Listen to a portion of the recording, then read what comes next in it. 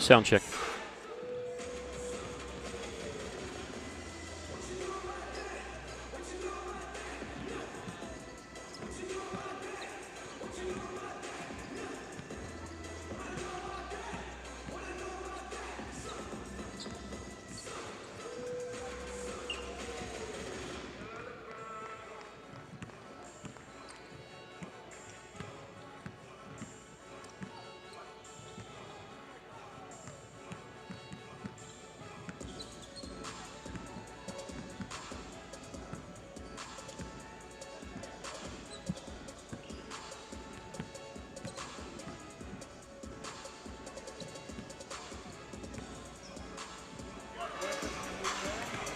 Okay, welcome to Cyclone and Lady Cyclone basketball. We're about 9 minutes away from the starting lineups and national anthem and Pledge of Allegiance and all that.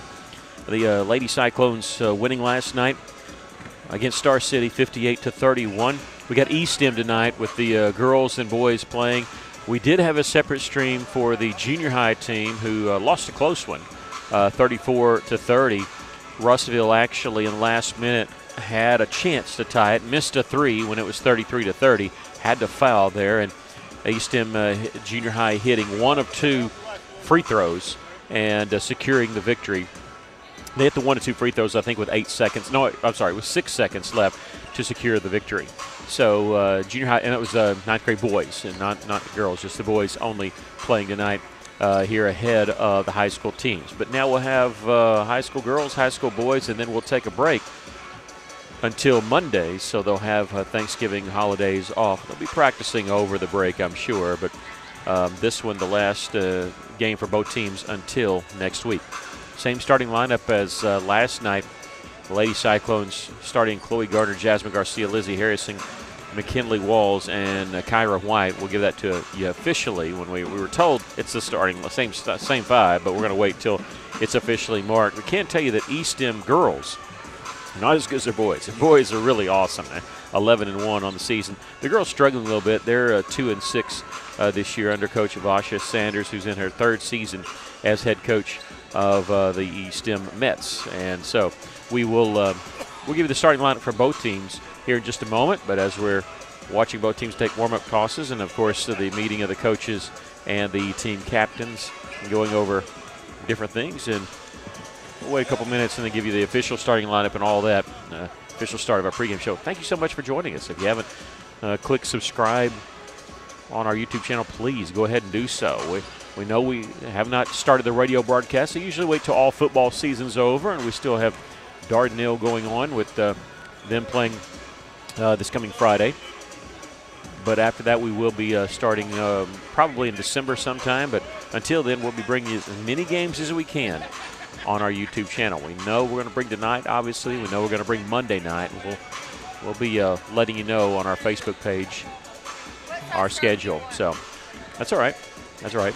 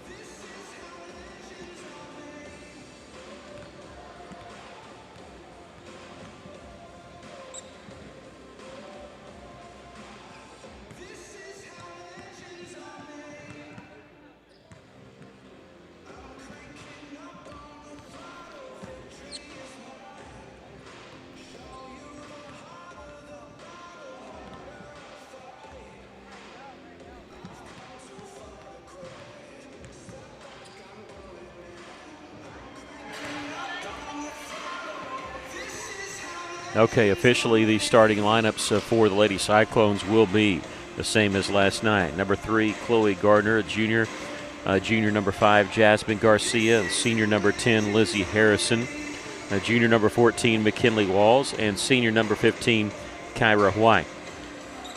Last night, the Lady Cyclones defeated eSTEM by a score of 58-31. They had 2 players in double figures in the game last night. Jasmine Garcia with 18 points, and McKinley Walls with a career-high 12 points. Had to look that up.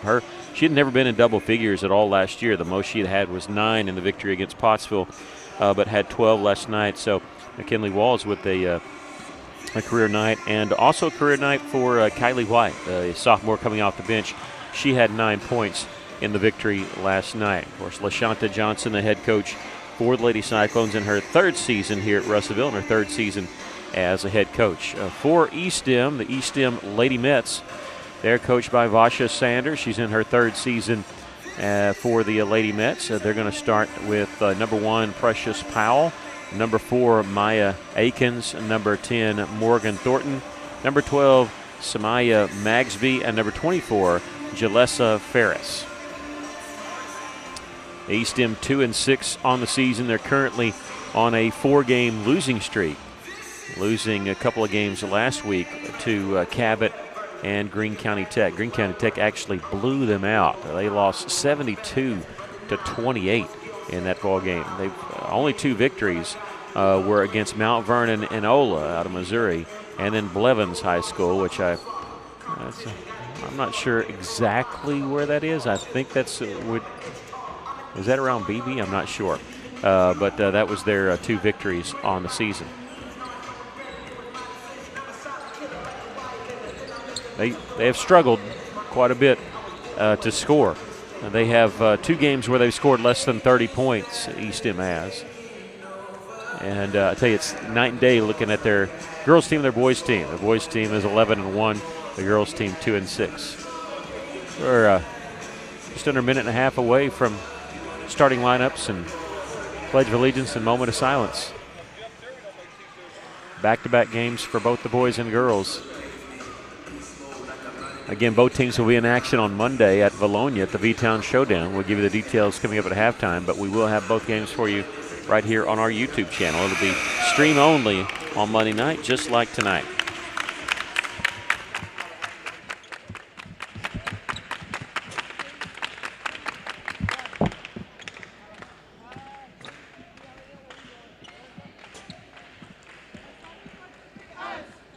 Well, good evening, ladies and gentlemen, and welcome back to Cyclone Arena for tonight's game between your Lady Cyclones and the Lady Mets of eSTEM. We're glad you've joined us this evening. We'd like to thank our visiting team for traveling and supporting their team, those student athletes. And at this time, will you please stand and join us in the Pledge of Allegiance, followed by a moment of silence. I pledge allegiance to the flag of the United States of America and to the republic for which it stands, one nation, under God, indivisible, with liberty and justice for all.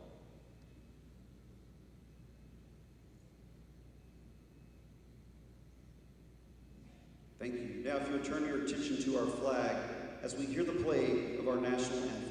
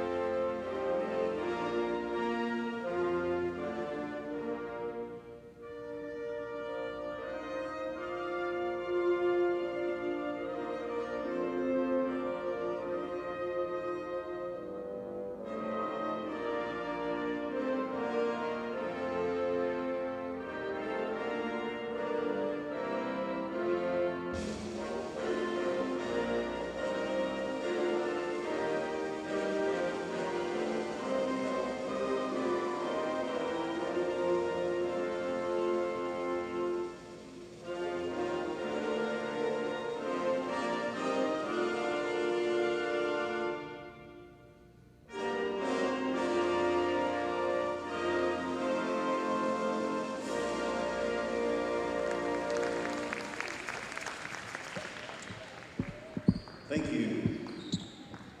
Now at this time, we'd like to welcome our teams to the court. First, our guest team, coached by head coach Douglas Williams and assisted by Vasha Sanders. Please welcome our visiting team, the Lady Mets of eSTEM. Number 1, Precious Power. Number 4, Maya Eakins. Number 10, Morgan Thornton. Number 12, Samaya Maxby. And number 24, Jalicia Ferris.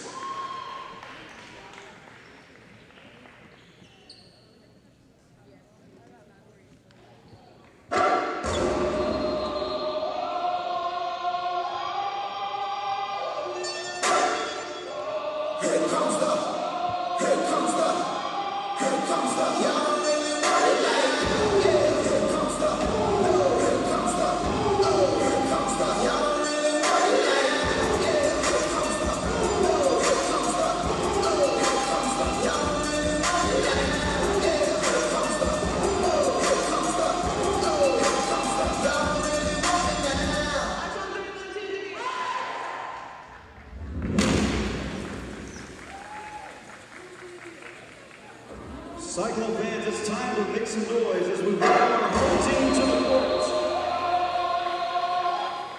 Coached by head coach LaShonda Johnson and assisted by Coach Austin Turner, please welcome to the court your Russellville Lady Cyclones. Starting guard, junior number 3, Chloe Carter. Starting at guard of junior number 5, Jasmine Garcia. And starting forward, a senior number 10, Lizzie Harrison. Starting at guard, a senior number 14, McKinley Walls. And starting forward, a senior number 15, Kyla White.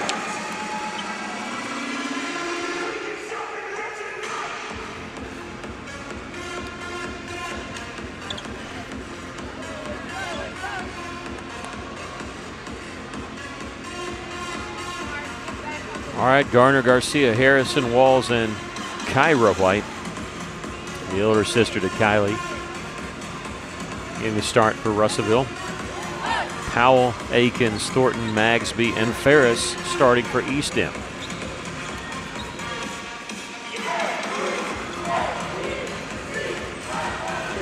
Russellville started off very fast last night, aggressive toward the basket. We'll see if they do the same thing tonight against this team. eSTEM wearing all black tonight, the Lady Mets.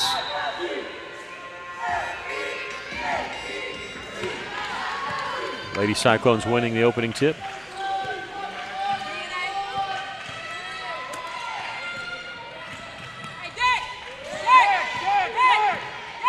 The good thing for the Lady Cyclones last night is they were able to win easy, and it's not going to be like playing back-to-back days. They were rested quite a bit. It wasn't as intense first quarter, but when they went on that run, they never looked back on going on a 14-0 run there in the first quarter, where you draw a foul right off the bat on our first possession, a foul on Maya Akins.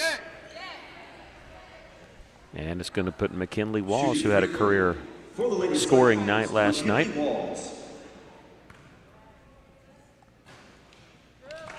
Really good outside shooter is McKinley. Junior, significant playing time last year. Played in every game. So far, Coach Johnson has used every player in all 3 games this year except for one. There was one player that didn't play one of the games, but everything else has been just that. Lady Cyclones stepping out of bounds on that far side there. Russellville 2-1 on the season. They lost their season opener against Bentonville. They defeated Rogers at Rogers, and, of course, winning last night. Lady Cyclones with a steal there. Walls one ahead to flip in the corner to White. Missed the long two. Jasmine the rebound. Garcia left her open along the baseline. Once she dished it back out to Chloe Gardner, they just got off of Garcia, and when they got it right back to her, she was wide open to take it straight to the basket. In transition, all started by Ferris, ended by Akins. It's the first bucket for the Lady Mets.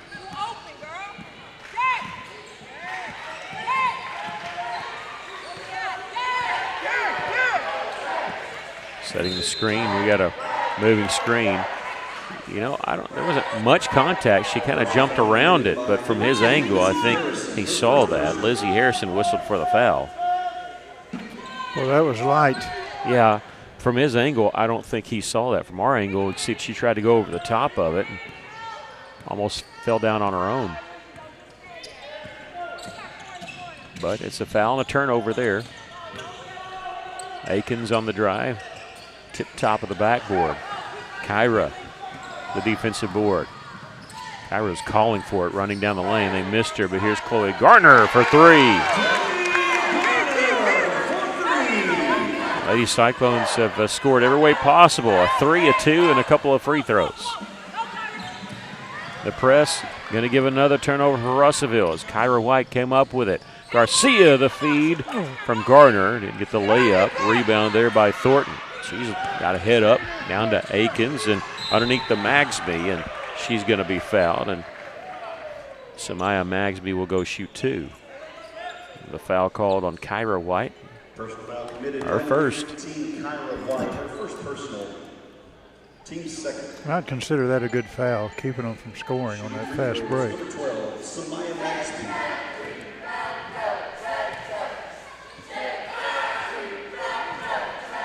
We got a substitution coming in for eSTEM. This is Alyssa Caldwell. She'll replace Thornton.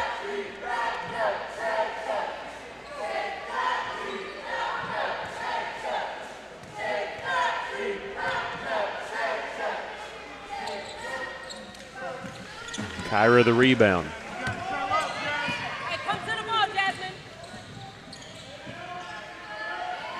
Harrison double teamed as soon as she returned towards the basket, whistled for the travel. Called for traveling when she tried to step through the double team.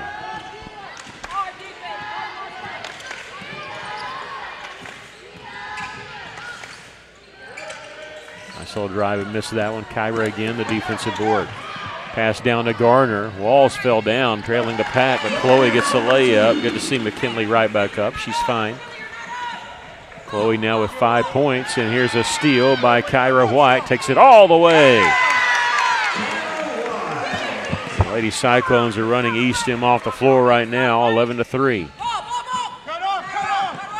This is Jaleesa Ferris, who is cut off along the baseline. In the corner, Caldwell hits the three. McKinley Walls looking inside for Lizzie. Quick pass and a quick turnaround there. Didn't let him come with the double team. Didn't give him time. Well, the thing there, Harrison didn't put it on the floor. He just turned around and shot it. That's what you've got to do. Double team almost got a steal here. They're in the front court. Caldwell spotting up for three. She traveled with the basketball. Causing that travel, I believe, was Lizzie Harrison that kind of did a flyby there. And she wasn't expecting that. I watched them practice at pregame. They got somebody breaking down the middle with the ball, then they dish it off to the person in the corner. They've done that twice now. They scored on a three-pointer the last time. Akins checks out. Thornton back in. And Lady Cyclones travel.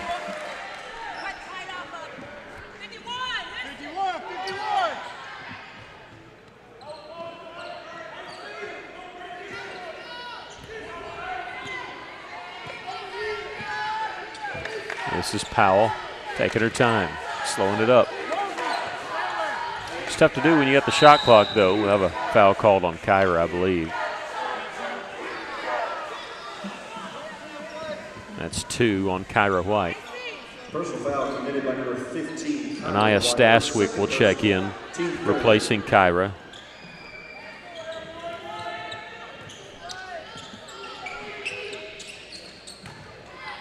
They work it down the right side of the lane. Good defense there by Lizzie. They got the shot up anyway. And underneath, we'll get a foul called on who? It'll be 2 shots, they say. And this will be on Lizzie Harrison. She's got 2. Lizzie Harrison. Her second personal. Team 4. So Harrison and Kyra each with 2, and they'll have to go get her. For the Lady Knights is number 12, Samaya. Odd foul call, and I don't think Coach Johnson was real happy about it. No. Amaya Ely, number 25, the junior, will check in, replacing Harrison. I think you question whether it was a shooting foul. Looked like they were all going for the rebound. They're pressuring the backcourt. Denying was Powell.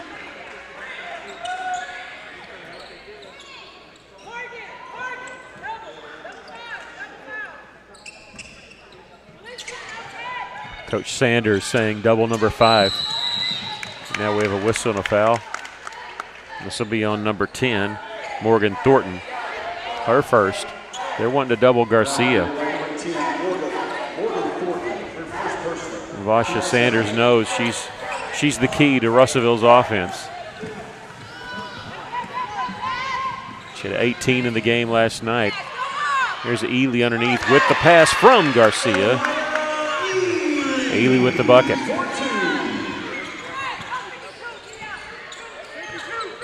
I don't think anybody can stay with Garcia when she's coming down the court with the ball.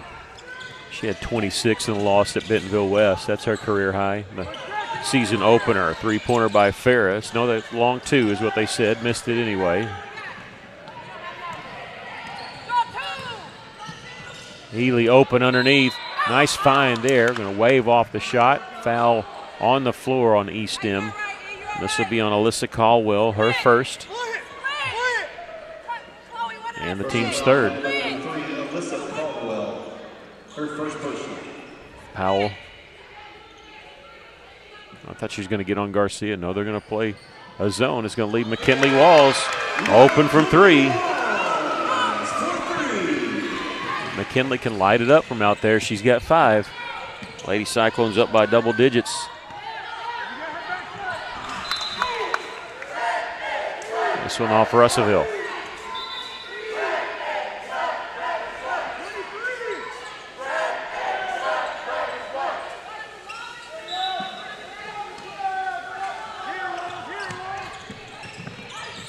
Powell on the drive, lost the handle on it. It's picked up by Chloe Gardner.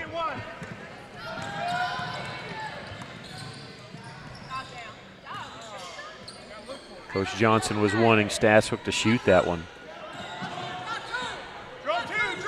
Staswick might have been surprised she was that wide open. Nice find there. McKinley Walls with the assist. Yeah, good pass, and Garcia breaking down the middle. Nobody was on her. Jasmine's got 4.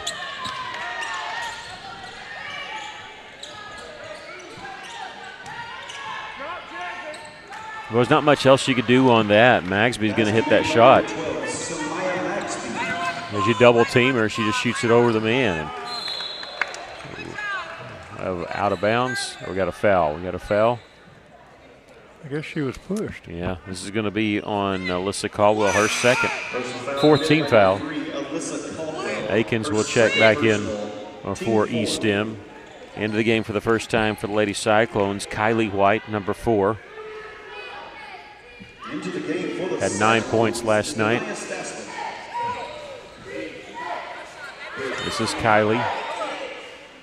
They left Chloe open on the right side. Missed the 3. That's a good-looking shot, though. I mean, you got to take that. They're going to leave you that wide open. We have a foul on the rebound. This will be on Amaya Ely.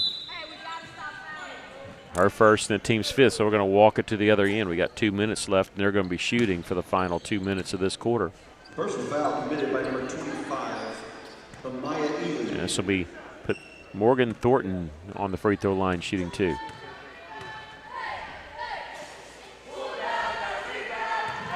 And shooting free throws for the Lady Nets, number 10, Morgan Thornton. 4 of 5 from the line.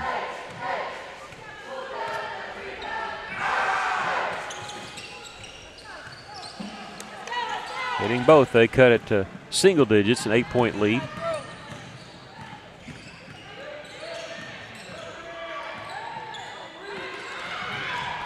There's a steal there by Ferris. If she can stay in bounds, she traveled with the basketball before then. Got there on the edge. But Russellville helping her out a little bit, putting 2 players so close together. It had turnover written all over it anyway for Russellville. This is Staswick back to the basket. Ely getting the pass from White, missing that. Look at White. She was crashing in, try to get the rebound, but we'll get a foul called on Russellville, and we'll walk it to the other end. Minute 35 left. This is going to be on Kylie White, her first. Her first personal.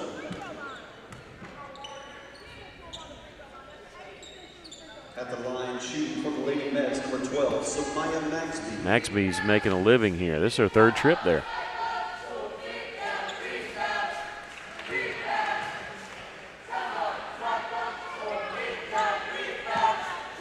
eSTEM, a charter school from Little Rock. Magsby making 1 of 2. A 7-point lead for Russellville. Led by as many as 12. Here's Garcia with the pull-up from 15. She's got 6 in the first quarter. Russellville back up by 9.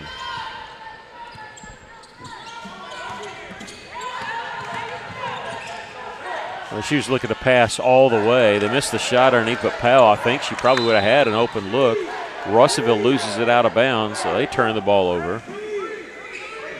I think Powell could have easily had the layup there. She actually passed it into a double team. eSTEM very fortunate to get that ball back. Good block there. We'll have a jump ball, and it'll stay with eSTEM. You do not reset the shot clock, so it'll be at 31 with 1:02 left to play here in the first quarter. Lady Cyclones leading 22-13. This is Thornton. Gets it up top. Powell pulls up from the right elbow. A little flat on that shot. Rebound underneath Thornton, and she's going to the free throw line for the 2nd time. And she's fouled. Russellville's fouls mounting up. If we continue to count them like we used to, this would be number 7. Ely's got 2. So you've got Garcia, Kyra White, and Ely, each with 2.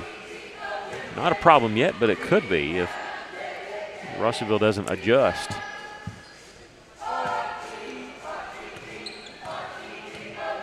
Coach Turner doesn't believe me when I say that's 2 on her. Off the miss, Ely with the rebound. Garcia in transition, trailing the play, 15-footer. This one does not get the bounce, but there for the rebound. You know, when a shooter doesn't just go down the court as soon as they let go, good things happen. They're the ones that know best where that ball's going if they miss it. They have the feel for it. Yeah. And that ball popped right to her. She's got 8. Lady Cyclones back up by 10. Powell will launch the 3 and hit. I think that's her first 3 taken. Shot clock is off here with 13 left. Too hot to handle for Chloe Gardner. Staswick here in the corner. Looking inside for Ely. 4 seconds. Lost the handle on it, getting it back. Trying to dish it out as a loose basketball. And we've come to the end of the quarter. 24-17, the Lady Cyclones with the lead. In that first quarter, Jasmine Garcia with 8, Chloe Gardner with 5. Also McKinley Walls with 5. 2 points each for Amaya Ely and Lizzie Harrison. But the story for Russellville was the fouls. 2 on Harrison, 2 on Kyra White, and 2 on Amaya Ely. For eSTEM, they were led by Samaya Maxby, who has 6 points. 3 points for Alyssa Caldwell, Precious Powell, and Morgan Thornton. who got all 3 of hers from the free throw line. Give a special thanks to our Maya sponsors. Akins with 2 points. For Cyclone basketball, our sponsors are Van Horn Construction. They've also made 2 threes and shot a bunch of free throws. I'm counting them up. Shot 10 and looked like they've made 7 of them. Heritage Title and Closing Not bad free throw shooting for the visiting team.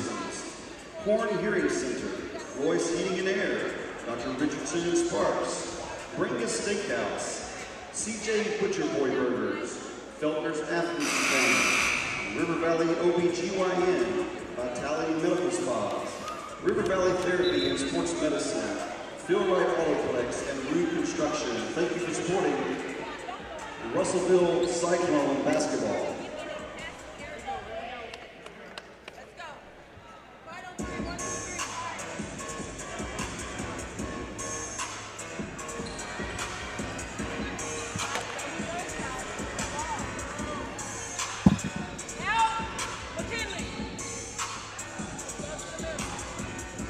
We start the second quarter. Russellville will have the basketball. Walls, Kyra White, Chloe Gardner, Lizzie Harrison, and Jasmine Garcia on the floor. 2 players out there with 2 fouls. Got to be careful. Long rebound. Caught by Kyra. Turnaround jumper hits. Kyra with 4.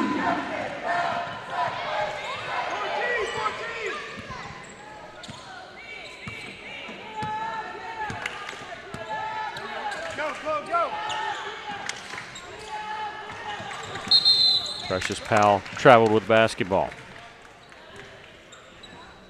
That's a good call. That's pretty obvious. Lizzie, wait on me, Wild. Wait on me.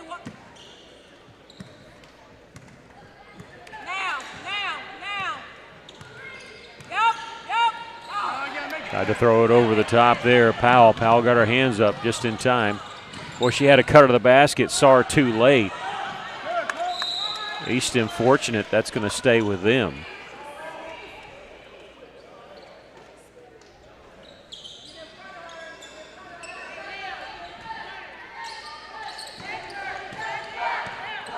This is Thornton at the top.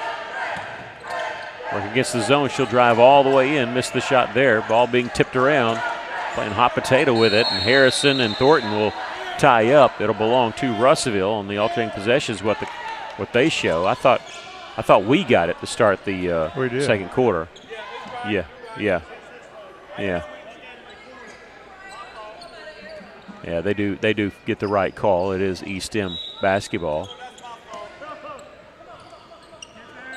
And bounce pass to Powell. She'll miss the 3 there from the left side. White on the rebound will be fouled by Thornton, and she's got 2 fouls. They only played 6 players in that first quarter. eSTEM did. Lady Cyclones were forced to play a little bit more because of the foul trouble. This is Harrison. Nice little move going inside. Started baseline, cut back left. Here's Kyra trying to kick it out. She's come up hobbling. Rolled an ankle is what it looks like. She is slow down the court. Brief 5-on-4. Powell will take it all the way, and we'll get the foul called on Russellville, but I'm kind of watching Kyra White, see how she's doing. That's number 3 on Lizzie. Her 3rd personal. Ely will check in after the first free throw by Precious Powell.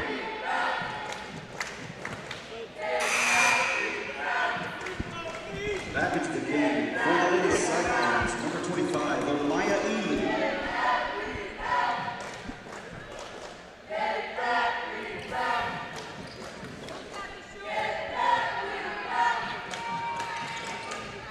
Miss them both, but Thornton has the rebound, tried to feed it inside. I think she had an open 15-footer there.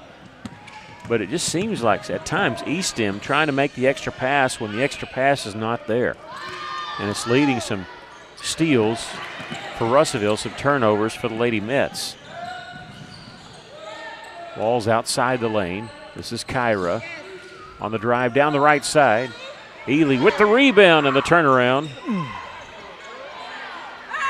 Powell the rebound, check that. That was Caldwell the rebound for eSTEM. This is Precious Powell. Had it knocked away by Jasmine, and we'll get a jump ball, and this one will belong to us.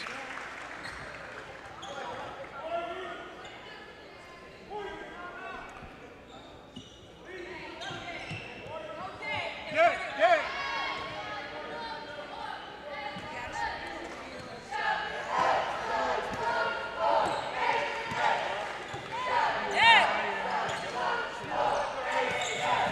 26-17, the Lady Cyclones leading by 9. Jasmine without a dribble, and I think eSTEM actually tipped this, but I had the best angle.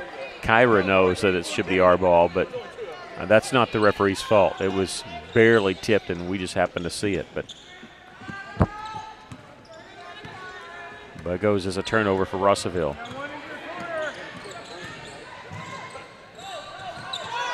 Powell will launch the 3.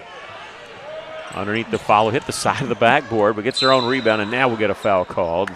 Oh, no, this is going to be on Kyra, and she's got 3. Personal foul committed by number 15, Kyra White. Now, Kylie was already slated to come in at the next dead ball.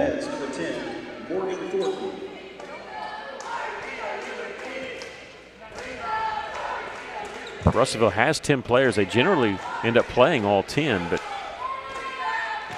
I don't think Coach Johnson wanted to go to her bench this way. Stashwick will also come in, replacing White. Kylie White was coming in, replacing McKinley Walls. We probably will not see Harrison or Kyra the rest of this quarter, the rest of this half, because of the 3 fouls. And Russellville just turned it over.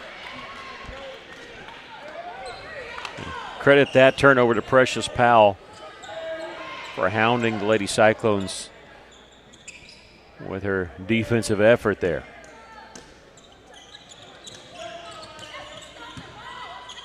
Russellville was kind of in cruise control a little bit in that first quarter, leading by as many as 12, and now it's a ball game, down by 7. eSTEM is, and they have the basketball. This one goes off Russellville. They'll have it underneath, 24 seconds on the shot clock.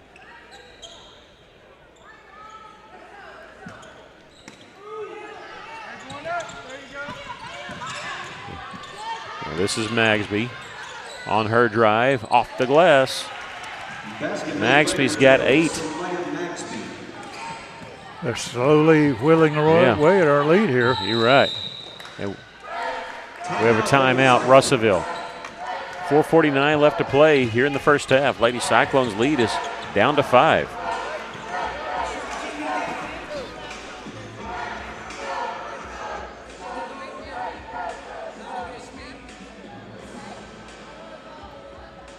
I'd like to thank the rest of our sponsors for supporting Cyclone basketball. Rude Construction, Denali Water Solutions, Bridgestone America's Tube Business, Matt McCoy State Farm Insurance, Atkins and Associates, Beauty Zone, Cunningham Metals, Rockline, Affordable Heat and Air, Lions Rehab Services, Parkway Dental, Arkansas Real Estate Collector, Live Long Eye Clinic, Little John Transportation Services, Russellville Animal Clinic, Street Law Firm, St. Mary's Regional Health System, First Security Bank, Arkansas Orthopedic Center, and Matt Cooper Agency Insurance, Shelter Insurance.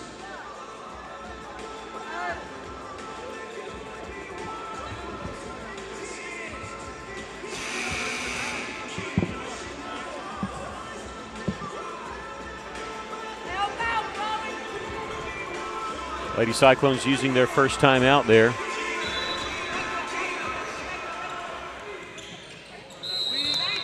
We got a foul.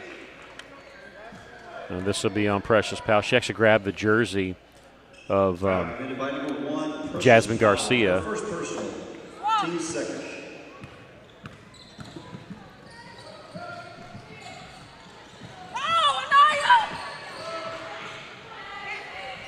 Nice cut to the basket. Inside for 2. Stashwick with the bucket.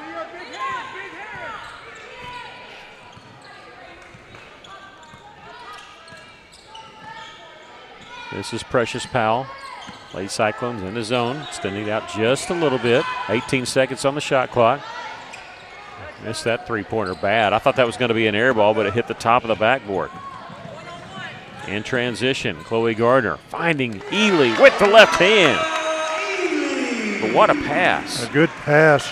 Good position by Ely underneath the basket.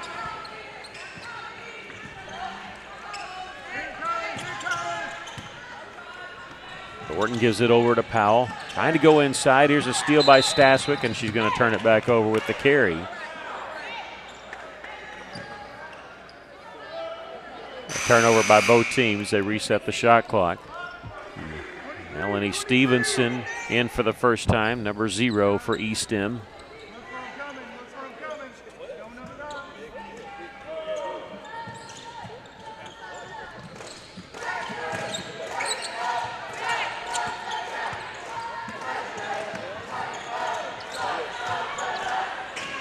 Feed on the baseline. That interior passing was good that time. They've struggled with that, turning the ball over, but Thornton with a great pass to Magsby there. Kind of jumped over to make sure she could see, and Samaya Magsby now with 10.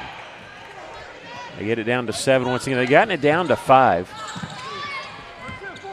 but it's down to 7 here, and they have the basketball. They'll launch the 3 from the right side. Missing that one. Rebound goes off the hands of eSTEM. It'll belong to the Lady Cyclones. McKinley Walls checking back in this time, replacing Chloe Gardner. Hey, draw two.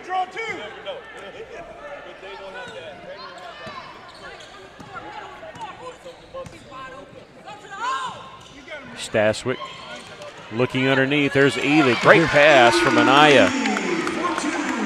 Anaya Staswick with the assist. Amaya Ely with the bucket. She's got 6. Back up to a 9-point Lady Cyclone lead. Again, we'll have boys action coming up after this. We'll get a traveling call. Just out of control there. You're not going to get the foul called. There's a lot of fouls called in that first quarter. Both teams have adjusted. There's only been 4 here in the second quarter. And Russellville can go back up by double digits with points here. Travel. Yep. It's the right call there. That's where you needed the power dribble on that one. But when we've been cutting the basket the last few times, that's been open. Wide open. Been fouled a couple times on that. They found Garcia down the right side of the lane once. eSTEM has not been able to solve that. This is Ferris in the corner. Gets it up top. 3-pointer by Thornton won't go. Ely and Staswick, same team, fighting over the rebound. Needs help. She'll dribble out of there at a timeout called by Coach Johnson, and she turns and says, I hate using a timeout. But she wanted to say possession. 32-23, the Lady Cyclones up by 9 with 2:08 left to play here in the first half. Timeout Russellville.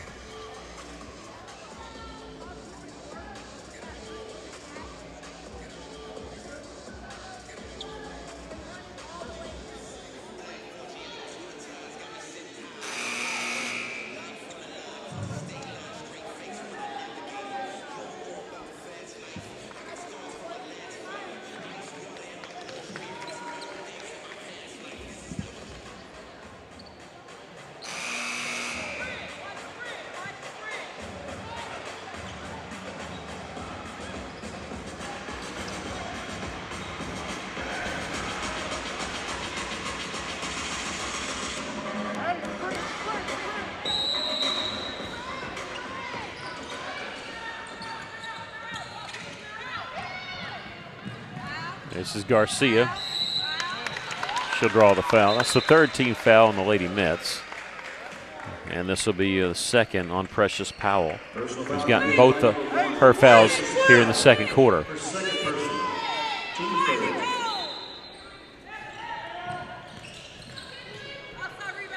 McKinley Walls will miss. This is Morgan Thornton. In the corner to Powell. Pass on the 3 there. She's only taken 2, hit 1 of them, and that one deflected out of bounds. 20 seconds on the shot clock.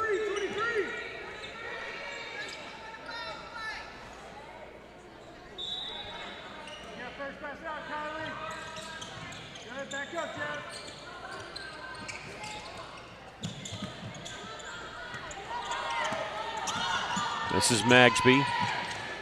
Now loose ball, and it'll stay with eSTEM on the jump ball call.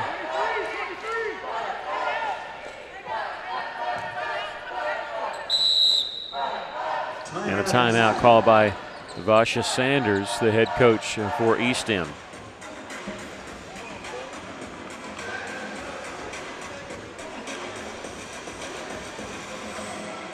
Vasha Sanders, in her third season at eSTEM, had their first winning season in 5 years last year, went 19-15, made the state playoffs, lost the first round to Brooklyn. They've had struggles in girls basketball of getting a team out there, so a good team out there. So 19-15 last year was really good. 2 different times in the last 4 years they've had at least 30-game losing streaks. They had an 0-30 year 2 years ago, I guess 3 years ago. A 1-29 the year afterwards. So they had lost 32 games in a row, expanded over a season and a half. Beat Lisa North to end that 32-game losing streak, and then after that victory went on another 30-game losing streak. So, wow. 63 consecutive games. They went 1-62. Yeah, so winning 19 games last year under Coach Sanders had to be euphoric for eSTEM. Minute and a half left here in the first half. Inside, the turnaround jumper missed by Magsby. The Lady Cyclones pushing it forward. And Jasmine didn't like the shot from just inside the free throw line. Ely taking a 3 there. Coach Johnson said, "What's going on?" And she came close to making it. She almost knocked that down. She might not have been talking about the shot, maybe been talking about something else. Powell backing it out, 18 seconds to shoot. Boy, nice feed inside. She zipped that pass in there to Thornton. That's the first made field goal by Thornton, but she's got 7. She's done her damage from the free throw line, 5 of 6. Do have a shot clock. It's not turned off yet. 23 seconds. It will be now. As there's a steal by eSTEM. Trailing the play was McKinley Walls, who knocked it out of the hands of Samaya Magsby. Actually, there's just under a second difference between the shot clock and the game clock. 31 showing on the shot clock, 31.9 on the game clock. So.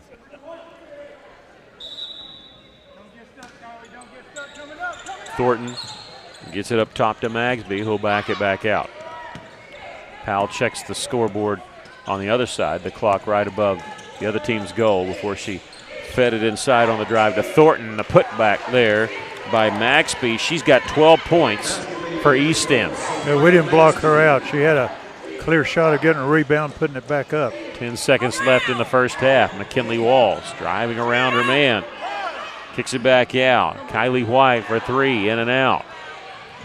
Ely trying to chase down the rebound. We've come to the end of the first half. Our score, the Lady Cyclones 32, eSTEM 27. We'll take a little bit of a break. I'm going to talk to you about the Valonia tournament coming up next week. We'll also have stats from the first half for you.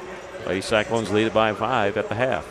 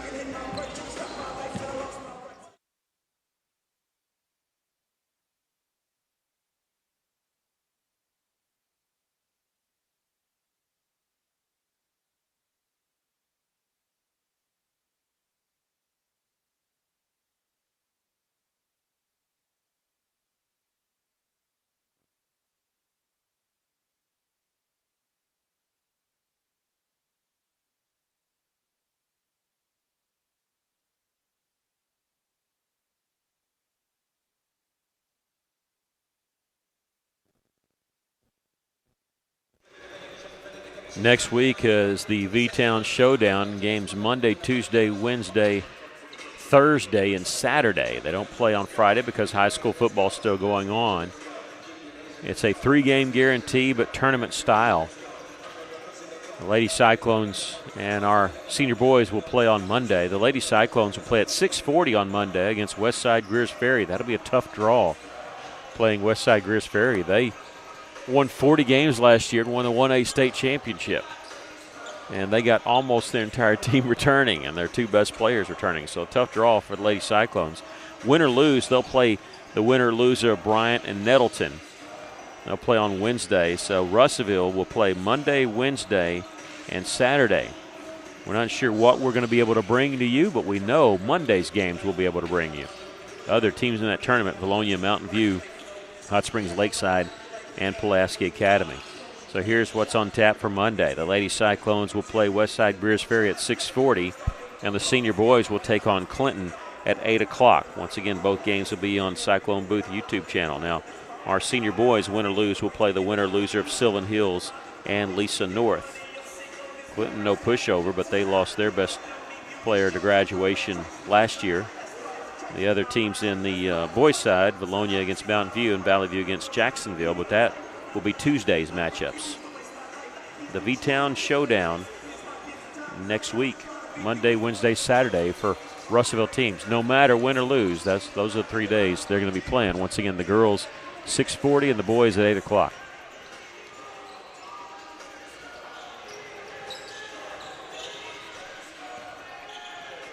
Let's look at our stats from the first half. For eSTEM, they were led by Samaya Magsby, number 12. She had 12 points. Morgan Thornton with 7 points. 3 points for Precious Powell and 3 points for Alyssa Caldwell off the bench. 2 points for Maya Akins. Nobody really in big foul trouble for eSTEM. They had 2 players with 2 fouls, Morgan Thornton and Alyssa Caldwell. Lady Cyclones, they were led by Jasmine Garcia, who had 8 points in the first half, but all coming in the first quarter, did not score in the second quarter. Amaya Ely with 6 off the bench. McKinley Walls and Chloe Gardner each with 5. 4 points for Kyra White, and 2 points for Lizzie Harrison, and 2 points for Anaya Staswick. Kyra White and Lizzie Harrison each with 3 fouls for Lady Cyclones, and Maya Ely with 2. Your thoughts of the first half? Well, the visitors were 2 of 8 from the 3-point line. They hit their first 2, and then they missed 6 in a row, which was really good. They were 9 of 14 from the charity stripe. They had 11 turnovers. Here's what's surprising, though. The Lady Cyclones had 13 turnovers. Quite a difference from last night. We were 2 of 8 from the 3-point line, but we only shot 2 free throws, made them both. So there's been the difference right there, is 14 free throws for eSTEM, and they made 9 of them. We've only shot 2 and made 2. So that's a big difference there. But the big thing to me that jumps out is the turnovers. We've got 13 unofficially, and the visitors have got 11. I think that's been a big difference in this game. Well, they're not playing like a team. The Lady Mets aren't playing like a team on a 4-game losing streak. Not playing desperate or anything like that. I was looking, I thought, okay, they have problems scoring, but they've clawed their way back into this. Realized against Greene County Tech during this 4-game losing streak, they only scored 28 points in that entire game. They scored 41 against Cabot, but gave up 54. They lost to Nettleton 70-54. But they're hanging around, and Russellville led by as many as 12, and it's been cut to 5 2 different times. That's what it sits right now. Well, boys action coming up after this. You can see that going on right now. We were talking to the scorekeeper. They're one of their leading scorers. I hate saying that because they spread the scoring around. They have any one of 5 guys that have scored in double figures, but the guy that's scored in double figures just about every game has injured his hand, Kingston Alexander, and he will not be playing. And they're 11-1, so it ought to be pretty exciting. If you're not doing anything, come on out. You still got time. That game will tip off after this one, probably about 7:15, 7:30. So you got time to get out here. If not, we're going to have it for you right here. One thing that you see, these boys warming up, eSTEM, they hadn't even touched the ball. They've just been out running, stretching, And I guess that's what they do during the halftime of a girls' game. They haven't touched the basketball yet. They did have their junior high boys here earlier and playing the ninth grade Whirlwinds, and they won that one. That one, eSTEM won 34-30, but it was a good game by Russellville. They were down by double digits 3 different times and actually had a chance to tie it in the final minute, down by 3. Missed a three-pointer, had to foul, and eSTEM hit a free throw with 6 seconds left to make it a 4-point game. But Russellville had clawed their way back into that one, but lost that one 34-30. About 3 more minutes before the second half. We'll be back for the second half in just a little bit.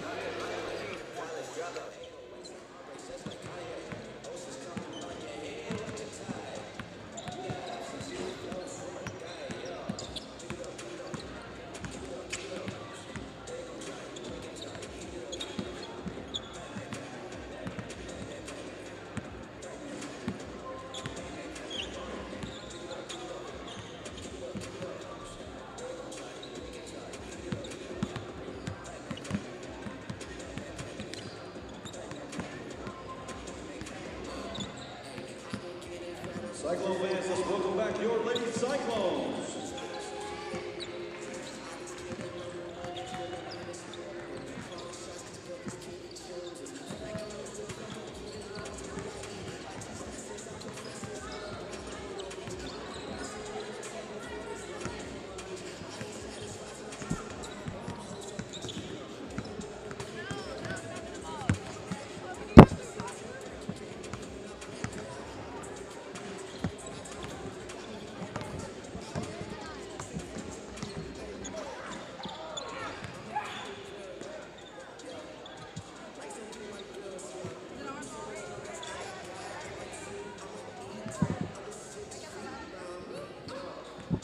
Let's see if they stop the clock, because sometimes Troy will do that.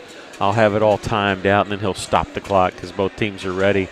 But we're going to have the girls come out before we can play the second half, although it might be easier to score if eSTEM doesn't come out of the locker room. eSTEM, go ahead. Up yet. Yeah, they have not. And now I know in our boys' locker room, I assume it's this way on all of them, but in the boys' locker room, there's actually a clock that shows the score and the time that's hooked into the scoreboard here. And so you could be actually sitting there in the locker room and see how much time's left and see who's winning. So that's kind of cool. I assume it's that way in our girls' locker room. I don't know if it's that way in the visitors or not. So they'll usually blow the buzzer at 3 minutes and again in a minute, and that's what they've done here. And we're still waiting. And it comes over our left shoulder here, and we see 3 players emerging. I assume it is because I think the visiting basketball teams always use the same locker room as our girls volleyball team. So I assume it's all like that.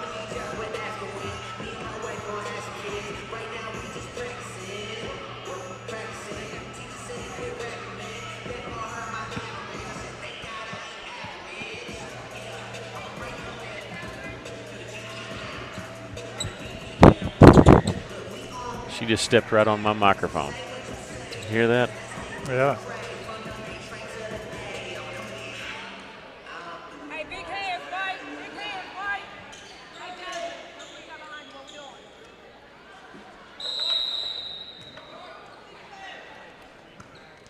All right, let's start the second half. Now you get in front of her. Come on, watch me. eSTEM with it. I'll give you the starters here in just a moment. I was looking because I knew we would not start, and we're holed up here because we had issues with the shot clock not starting in time. So there's 7:40 on the clock and the shot clock at 33, so it should be down. They're setting it at 15? Yeah. Okay. I guess technically it should be at, yeah, it should be at 15 because it's 35-second shot clock. So we got it reset now.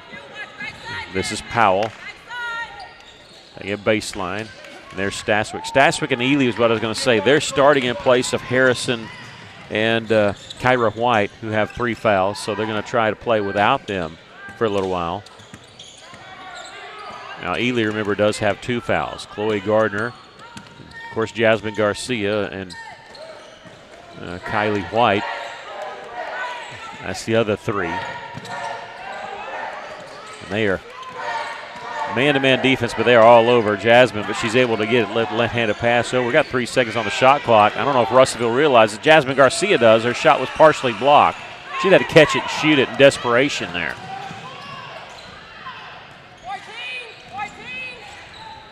That may be the first time Lady Cyclones this year have had the shot clock violation come close. Here Garcia on the steal, feeds it to Ely. I think that was actually going to go to Garner in the corner off a 2-bounce, and on her drive it goes out of bounds. Yeah, she's trying to get the ball to Ely. It might have been better if she just went ahead and took it to the basket. Yeah, that wraparound pass was there, but it was tough to get it wrapped around the defender. Nobody's scored yet here in the first minute and a half, the second half.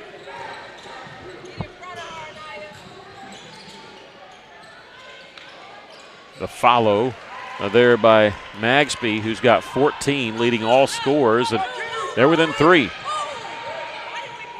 Kyra White will check in at the next dead ball for Russellville. Here's Ely, kind of a one-on-one. She's waiting for the trailer, and that's Kylie White. Kylie had 9 points last night. That's her first bucket tonight.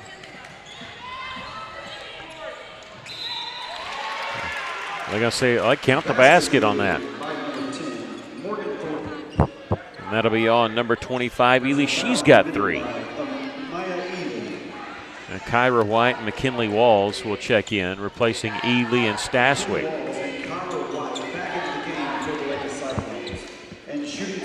Thornton's got 9.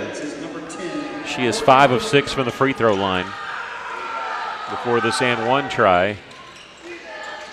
Missed that one. Rebound. Russellville almost knocked it away from each other. And Kylie White and Kyra White. Jasmine Garcia taking it all the way, and she'll draw the foul. She's going to the line for the first time. That'll be on number 10, Morgan Thornton. She's got 3 fouls, so fouls starting to affect both teams. Number 5, Jasmine Garcia.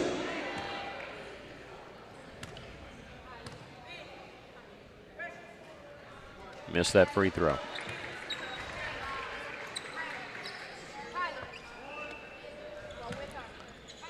Boy, the boys hit some big free throws. Caleb Campbell did last night. 4 of 4 in the fourth quarter, right when you needed them.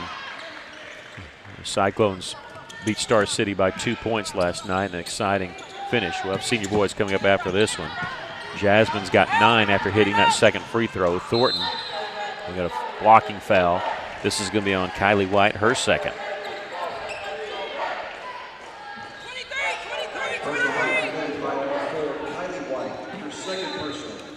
Morgan Thornton inbounds it to Ferris. She's had trouble scoring tonight. She'll get it left side. 3-pointer there by Magsby. And she's got 17 points. And they're within a point. Garcia cutting the basket, and that time got the bucket. And I'm telling you, they have problems with that little give and go or using a screen to cut the basket.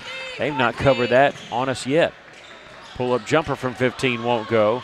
They got the offensive board, though, and here's a steal on the pass there by Jasmine, racing ahead. She's got it clear all the way for the layup. 13 points for Jasmine. Well, we needed that turnover right there. Sure did. Just less than a minute ago, we were up by 1, and now we're up by 5. A little bit of breathing room here. Powell on the right side, 3-pointer by Ferris. That one no good. In the corner, going to go out of bounds. Alyssa Caldwell will check in for eSTEM.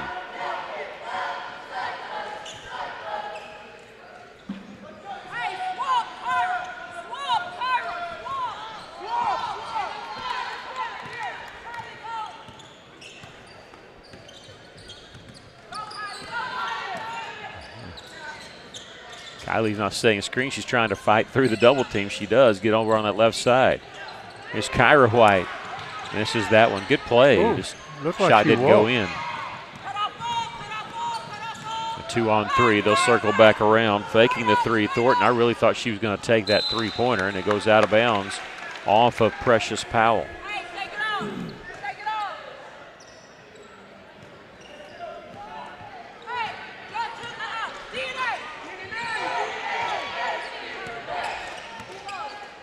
is Jasmine. She's, if it's possible, has had a quiet 13 points tonight. The follow won't go there by Kylie White. Magsby splitting the double team. It's a steal for Russellville. A 3-on-1. Gardner, nice fake on the pass.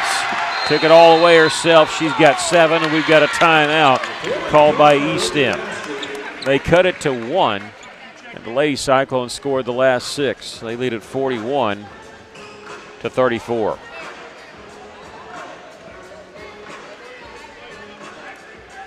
Mentioned that football's still going on. Dardanelle's still alive. I think that's the only River Valley team involved. Of course, we're always going to be watching the 6A also because that's Russellville's conference, and it's down to, I tell you, we do all this stuff for the playoffs, and it seems like every year it comes down to the top 2 seeds in each conference, so it's almost like a waste of 2 weeks to get there. But Greenwood and the 1 seed out of our conference and Shiloh Christian, the 2 seed, are still in it.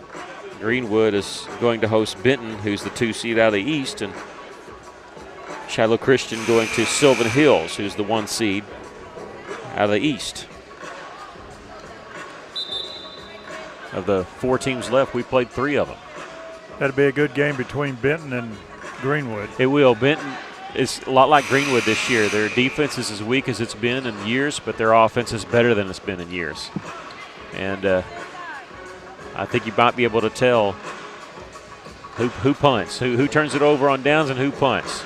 Whoever does that will be the team that loses because neither team does it very much. It'll be a good one to watch. So will Shiloh Christian and Sylvan Hills. Sylvan Hills, boy, they should have lost to Marion, and they lost to them in the regular season and came back and won that one in exciting fashion. They trailed by 15 points at one time. eSTEM turning the ball over as we're back to action here. Russellville leading by 7.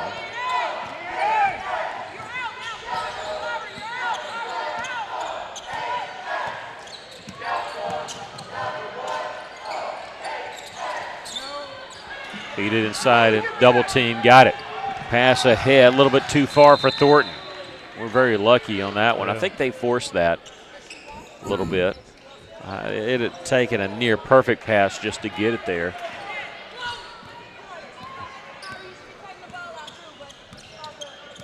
Russellville's led by as many as 12. It cut down to 1. Garcia won't get the bounce there. Thornton, the rebound. Check that. That was Caldwell. They got the rebound. Thornton trailing the play over here on the right side. She has it. She's a threat to shoot the 3, and on her drive, Will Fowler. Let's say it's going to be on number 14, McKinley Walls, her first. I'm cringing now when fouls come because we got 3 fouls on 3 players, 2 on Kylie White. Off the inbounds pass, missed the 3. There's Kyra with the rebound. We get a foul going the other direction.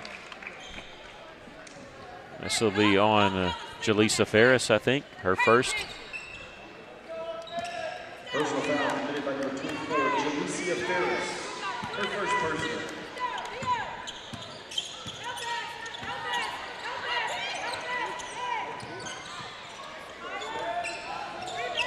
White misses a 3 from the top. That one looked good, went left her hand. Oh, it did. In transition, Powell taking it down the right side and getting the basket. Seeing Kyra White swat at it, you don't want her to pick up her 4th foul, so lucky she didn't make contact there. McKinley Walls with a 2-on-2. The trailer is Jasmine Garcia.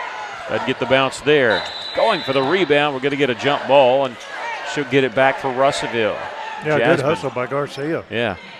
Once again, following her shot. That's what you got to do.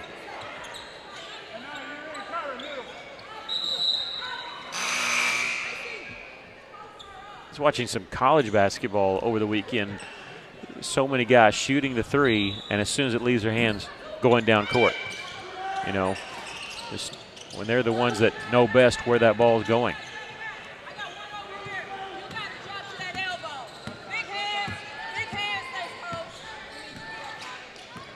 41-36, Lady Cyclones lead by 5. A minute 45 left. Pull-up jumper on the right side. A little too hard off the glass, but the follow up and in. Boy, that bounced around 2 of our player's hands, and Magsby was right place, right time. She's got 19 points. Garcia is going to be a double dribble. Late call, but I think it might be the right call.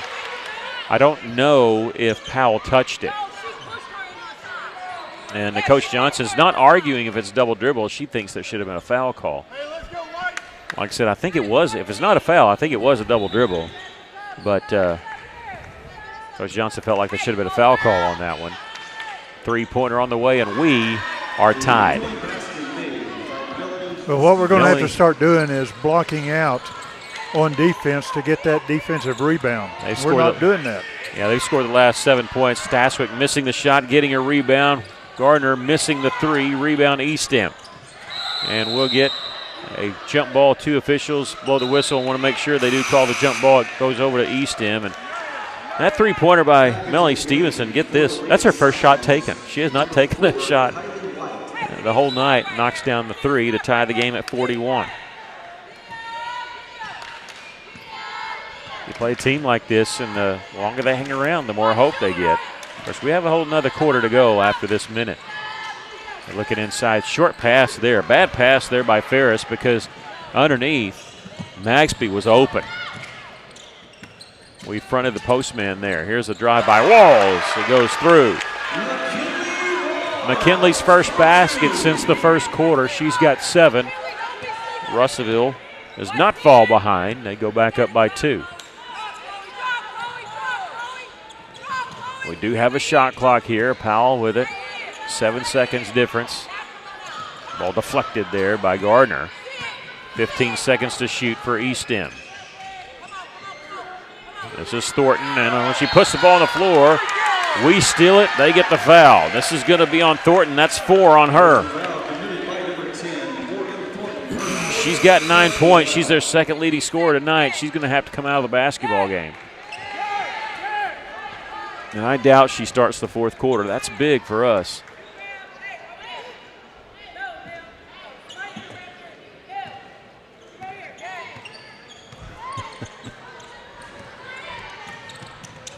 There's Garcia. They make the switch, pull up from 10. That one no good. With the rebound is Magsby. 2 seconds, 1 second. Can they get the shot off? They do. And they miss it. You know, when you have all your momentum going forward, you actually don't need to shoot it as hard. And you see that so many times that people, their last second shots hit hard off the backboard because they don't realize that momentum is carrying them so much. Lady Cyclones lead it by 2 after 3 quarters of play. Again, we'd like to say a special thanks to Better Way Realty for sponsoring our Military Night t-shirts and also serving at our concession stand. Thank you, Better Way Realty. Also, special thanks to Cameron Lane and Mike Hilton with Lane Physical Therapy. Thank you for providing athletic training for our students. Cameron Lane and Mike Hilton with Lane Physical Therapy.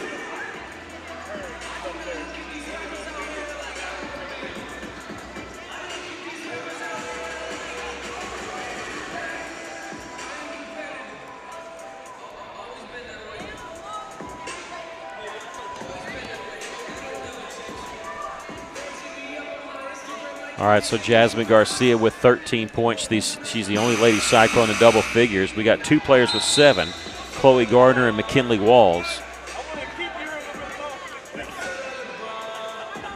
For eSTEM, Samaya Magsby's got 19 points. Morgan Thornton with 9 points. She has 4 fouls, and Morgan Thornton going to start the fourth quarter. I would have lost money on that bet.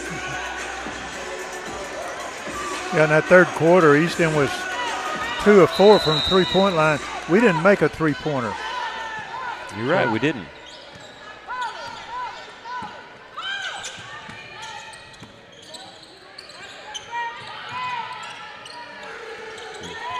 Neither team's been in a really close game. Russellville has lost by a blowout and won by 2 blowouts. You know, I cannot remember if eSTEM led like 2-0 early on. If not, they haven't led at all.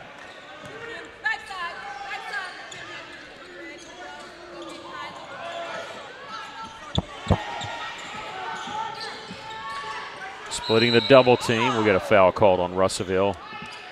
I'm cringing. Who's this going to be on? It'll be on Kylie White. That's her third. Personal foul committed by number 4, Kylie White. Her third personal.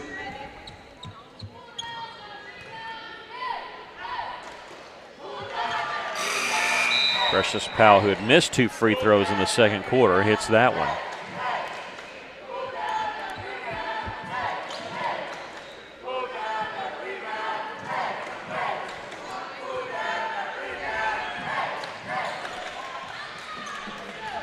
Hit them both. We're all tied.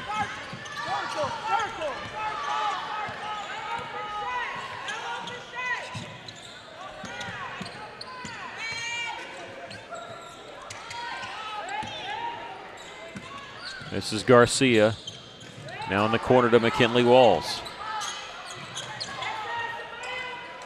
Lizzie Harrison and loses the handle on it. You know, it's hard when you sit on the bench for so long, and you see that with Lizzie, you've seen it with Kyra White, to get back in the flow. You know, you get warmed up, ready, you get fouls called on you. And baseline jumper missing there, the rebound. Ferris kicks it out to Powell. Inside, missed the shot, but she's going to be fouled. Morgan Thornton going to the free throw line. Ferris getting that rebound. That foul is going to be called on Kyra White. That's her fourth. And I went back and looked, and they did not. We scored the first 4 points of the game, so Russellville has not trailed in this game. However, Morgan Thornton going to the free throw line to shoot 2 here. Missed it. We still haven't trailed. Maya Ely checking in. She's got 3. Harrison checks out with 3. Kyra Wright staying in the game with 4. And Kylie White with 3.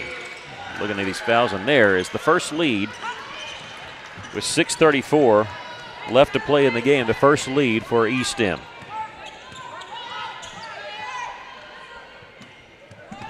They have scored the last 10 points.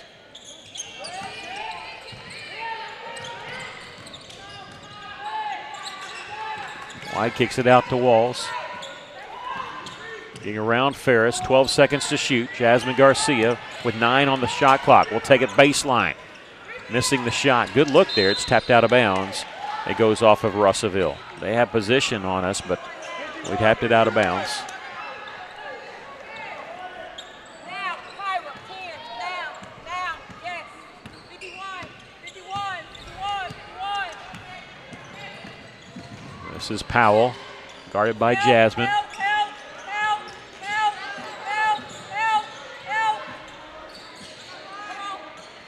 Going inside to Thornton. Shot up and off the glass and in. Boy, hit that way outside the box, and it still found its way through. 12 points from Morgan Thornton. Attack her. She's got 4 points. Walls didn't move her feet. Otherwise, that could have been a travel. Errant pass intercepted by Ferris. We get it right back. A cross-court pass, and it's going to be intercepted. I don't know if that pass was tipped or just not enough on it. eSTEM with a 3-point lead in the basketball.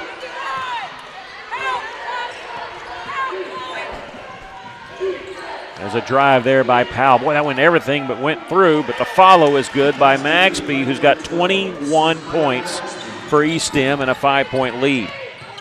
They're just getting too many offensive rebounds. And a timeout called by LaShonta Johnson. Russellville has seen much as a 12-point lead. Right now they trail by 5, and right now a 14-0 run by eSTEM Lady Mets. Lasha Shanders, the head coach, she's encouraging her team. Russellville using a timeout. We got 2 left, and they got 3 left.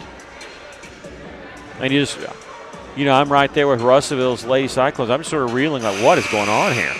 It felt like we were on cruise control for a little while.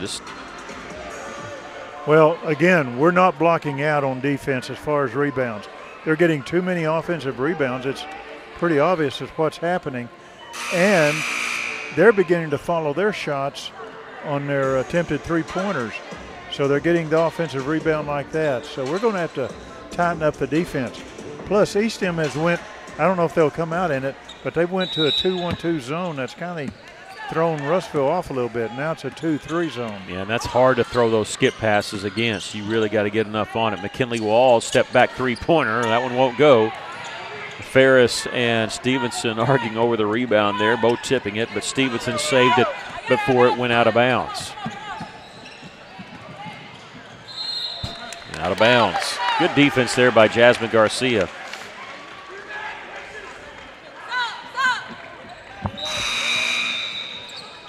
Russellville was running a player to get in the game, and one official saw it. The other official had given the ball to Russellville to check in. Walls will check out as Kylie White goes in for her.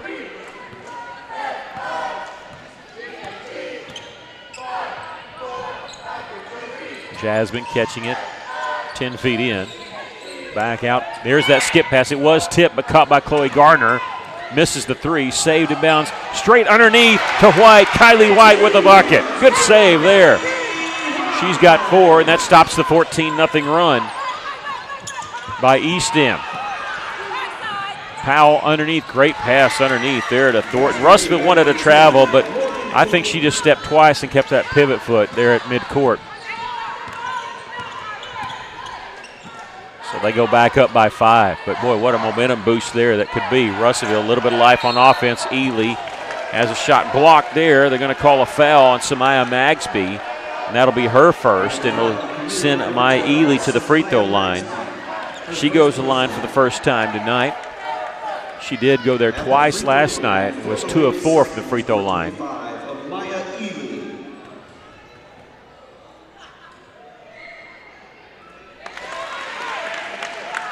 You got 7.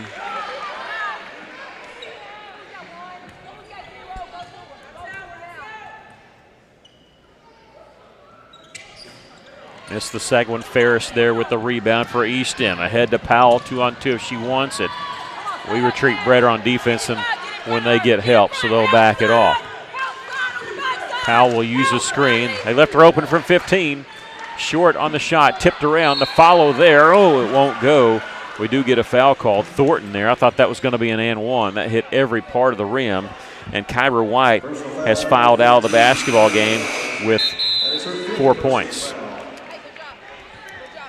She played as long as she could with 4. So White is done. She's got 4. Staswick checks in for her.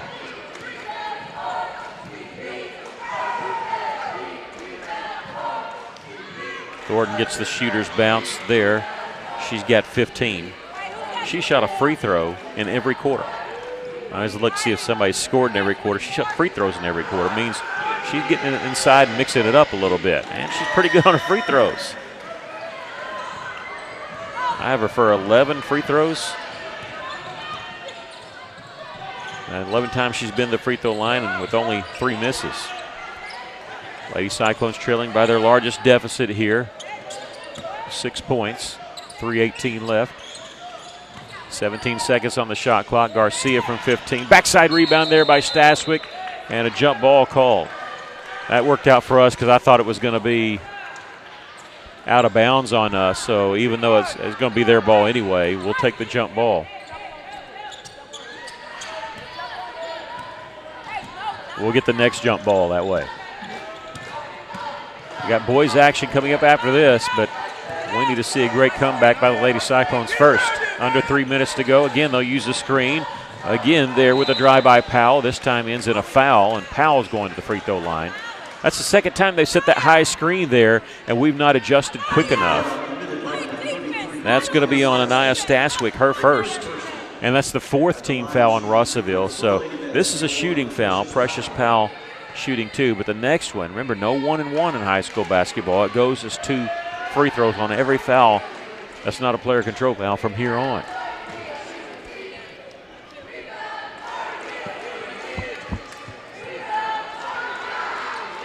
Powell's got 8 points with that made free throw. McKinley White will replace Staswick. Maybe try some offense-defense switch here.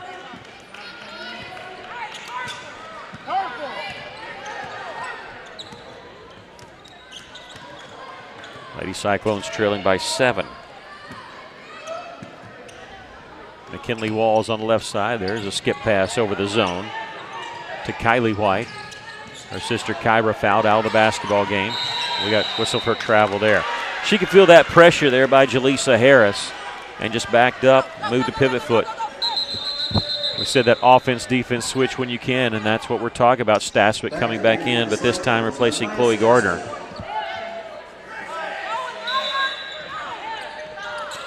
And there's a steal by Staswick. That's why you have her in there on the defensive side. Goes out of bounds, and it belongs to eSTEM. Well, I thought that was off them. I did too. Yeah. And the closest official didn't call it. I was hoping anyway. Good steal there by Staswick. Just couldn't collect it. Would have had a 2-on-1. We'd have gotten it cleanly. Powell there. Garcia might have got away with a reach in there. That would have been good because we don't want to put her on the free throw line. She's 3 of 4 in this quarter. Powell step back, going inside, turnaround jumper, count the basket, and she's fouled. We didn't give her a half a step there to come down, I don't think. And Thornton, even though it's the other team, I got to say this, the drop step is a lost art, and you saw it right there by Morgan Thornton. She's got 18 points. Make it 19. That's 4 fouls on Kylie White. We have a timeout called by Coach LaShonta Johnson. I remember Shaquille O'Neal telling the story of Lenny. He said Lenny Wilkins came up to him early in his career and said, if you master a drop step, you'll be unstoppable. And Shaquille O'Neal didn't know who Lenny Wilkins was.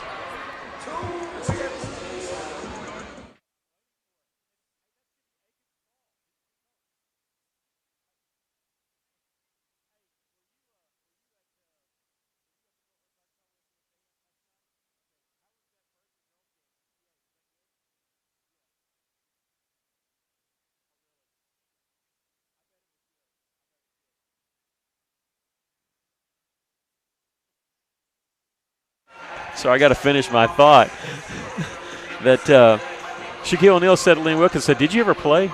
And he didn't realize who Lenny Wilkins was.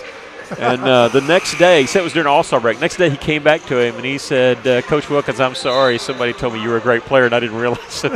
But that drop step is a lost art, and we saw Thornton do it down there. And she got 19 points. Lady Cyclone trailing by 10. I mean, it's hard to believe. I don't want to say it was a laugher, but we got up 18-8 there in the first quarter, and they just, I mean, Easton, what they did was they hung around. And credit to them and their coach, Vasha Sanders. It's not over yet, but Russell with 2:07 left and one timeout. It's not looking great. They don't look like a 2-6 team, though, do they? No, they don't.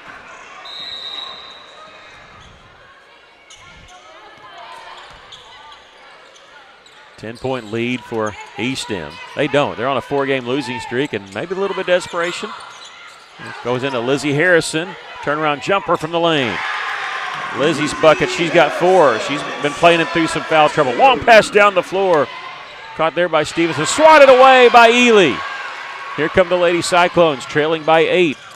McKinley Walls will leave it up top. A long 3 try there by White. No good. Rebound. Let's see. eSTEM has it. Can they get out of trouble? They can. There with a dribble by Maxby. Long pass down the floor. Caught by Powell. In the lane. Lost it going up. We'll get a foul called on Russellville. Precious Powell will go to the free throw line to shoot 2. She's got 8 points tonight. This foul being on number 14. That's number 2 on McKinley Walls. McKinley Walls, her second personal.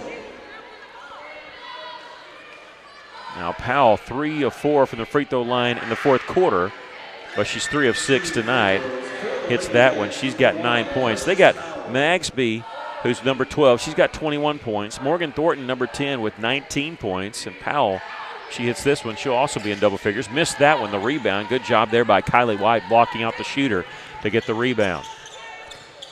It's a 9-point lead. Walls open left side. Three-pointer won't go. Rebound. eSTEM had it, lost it. Scramble for the loose ball. Jump ball coming. It'll belong to Russellville. Remember when I said it's good that we hit that? Yep, we got this one. So we'll have it underneath the basket with 32 seconds on the shot clock. We got to tighten up our defense and hit our threes. Yeah, that was a really good open look by McKinley, who's a really good three-point shooter. tighten up the defense to the point we don't need to put them on the line anymore. That's what's hurt the Lady Cyclones. Kylie White taking care of some of the floor issue.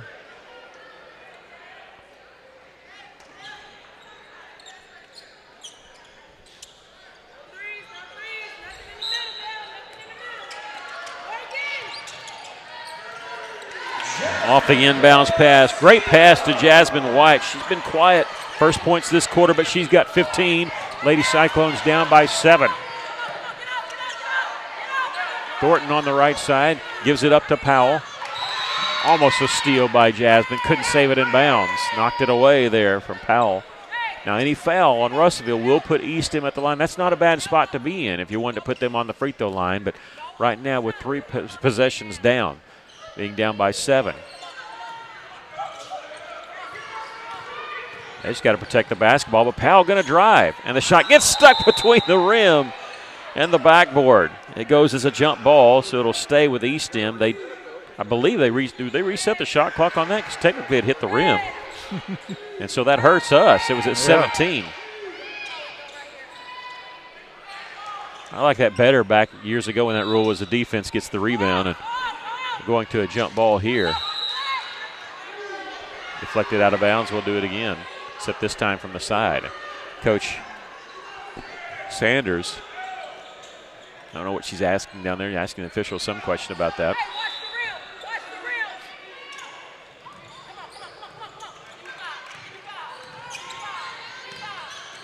Coach Johnson saying give me 5. She wants a 5-second count. And now we have an offensive foul. Offensive foul on Precious Powell. And now bench warning on Sanders, who came way out of the coach's box on that. They called Precious Powell with a hook. She had hooked her man, and they called that. That's her third, the second team foul. And Coach Vasha Sanders came way out of the box, almost on the floor. So credit the official there. He gave her a warning, did not give her technical. You could really change momentum here in the final minute. You know, kind of gave a warning. Had not heard much from Sanders, so gave her just a warning, and that's – you don't have to do that. Oh, she came out on the floor like I thought she was going to play. Well, she's a really great player in her day, to be honest with you. We'll talk about that at the next dead ball if we get a chance. Missed the shot there with the rebound. Magsby has it.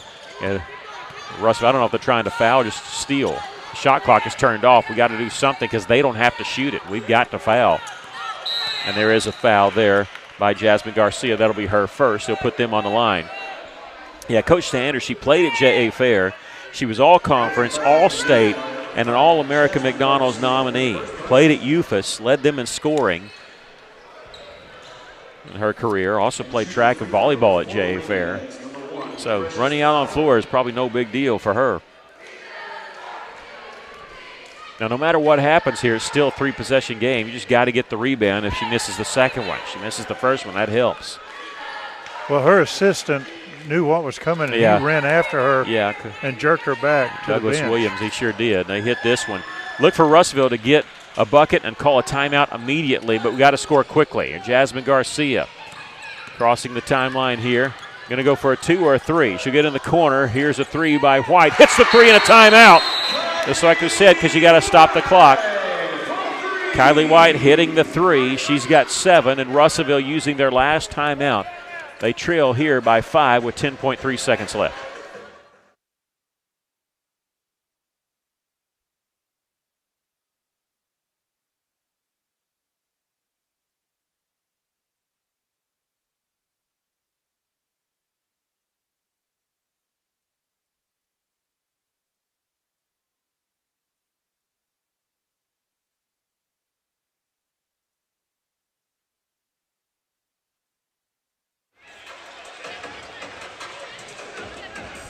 You know, it was ruled a full timeout because that's all that Russellville had left. They go out on the floor, and the official had to tell them, hey, that's a full timeout. You're out now, so they call them back to the bench. And we have to wait because what they do here is they run 60 seconds for that full timeout. You can't stop it. You can't stop the clock. So we're going to wait another 12 seconds. So Russellville, well, do you foul quick? Or you can always foul before the ball is inbounded if you can get away with it. But they may try to get the steal off the inbounds pass. You can't stop the clock. That's the tough part. You got to make a basket quickly here. You can't stop the clock. because you're out of timeouts. Inbounds pass comes ahead to Magsby, and she's going to take it all the way. Missed the layup. That really doesn't matter. That hurts us. It goes out of bounds. It belonged to us, but I'll be honest with you, that probably sealed it right there. We get a basket, but we can't stop the clock. Jasmine Garcia, she'll launch a three from the top of the key, hit it on the buzzer. However, Russellville loses here by 2 by a score of 58-56. 18 points for Garcia. And if we had a timeout, I don't know if we would have been able to call. I think that was right on the buzzer anyway. Lady Cyclones lose this one. eSTEM ends their 4-game losing streak as they move to 3-6 on the season. Lady Cyclones fall to 2-2 on the season. They'll be off until Monday. Give us just a minute here to do some final totaling for you. All right, so here are the scoring totals first for eSTEM. They had 3 players in double figures. Samaya Magsby had 21 points for eSTEM. Morgan Thornton with 19. And Precious Powell with 10. They did a lot of damage in that fourth quarter from the free throw line. They went 7 trips to the free throw line just in the fourth quarter alone. Rounding out the scoring for them, Stevenson and Caldwell each hit 3. Stevenson takes 1 shot, hits a 3. That was a huge 3 at the time because it tied the game. For the Lady Cyclones, they were led by Jasmine Garcia. She was the only Lady Cyclone in double figures. She had 18 points. 7 points for 4 players. They were Chloe Garner, Kylie White, McKinley Walls, and Amaya Ely with a career-high 7 points. Kyra White fouled out. She had 4. Lizzie Harrison had 4. 2 points for Anaya Staswick. Tough night for the Lady Cyclones. What's your thoughts on the game? Well, I think the thoughts is what I said earlier. We just was not really going for the defensive rebound. And the free throws, they shot 28. They made 18 of them. We only shot 6 and made 4. That's the difference in the game right there. Yeah. Yeah, they took advantage of their opportunity from the free throw line. Lady Cyclones lose this one by a score of 58-56. They go to 2-2 on the season as they've gone 1-1 this week. Their next matchup will be it'll be a tough one. Westside Greers Ferry, who won the 1A state championship and also won 40 games last year, and they returned just about everybody. So Russellville will play them in the opening round game of the V-Town Showdown there at Bologna. That'll be at 6:40 on Monday, and we'll have that for you right here on Cyclone Booth YouTube channel. We're going to take just a break, and we'll turn our attention to the senior boys as we transition over here as it's eSTEM and your Russellville Cyclones coming up. Our pregame starts here in about 2 minutes.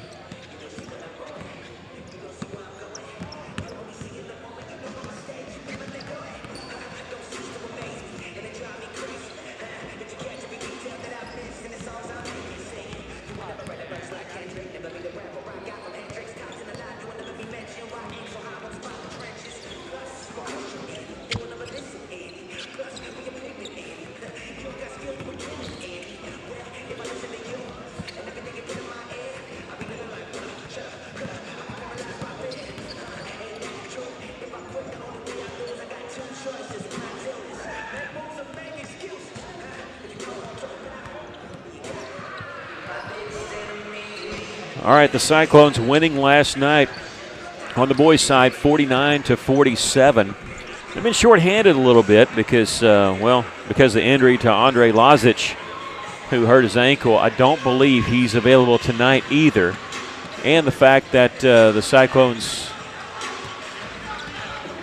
had to play through some foul trouble themselves, kind of like the girls did. Zayden Williams fouling out last night with 19 points. Caleb Campbell did not foul out, but he played with 4 fouls a good portion of the game. So they played through and won the game with some big free throws by Caleb Campbell, who had a career high last night of 20 points, tying a career high. He had 20 points last year in a game against Lisa North. The Cyclones 1-1 on the season, just played 2 games, not including a benefit game. eSTEM, the exact opposite. This is their 13th game, so they are 11-1 on the season. We'll give you the starting lineups, and then they'll officially do it here in just a moment. First for eSTEM, Riley Jones, number 2. Number 5, Javon Ray. Number 10, Holden Kirk. Number 20, Dawson Young. And number 24, Timothy Johnson. Now, we've been told number 0, Kingston Alexander, has an injured wrist and will not be available tonight.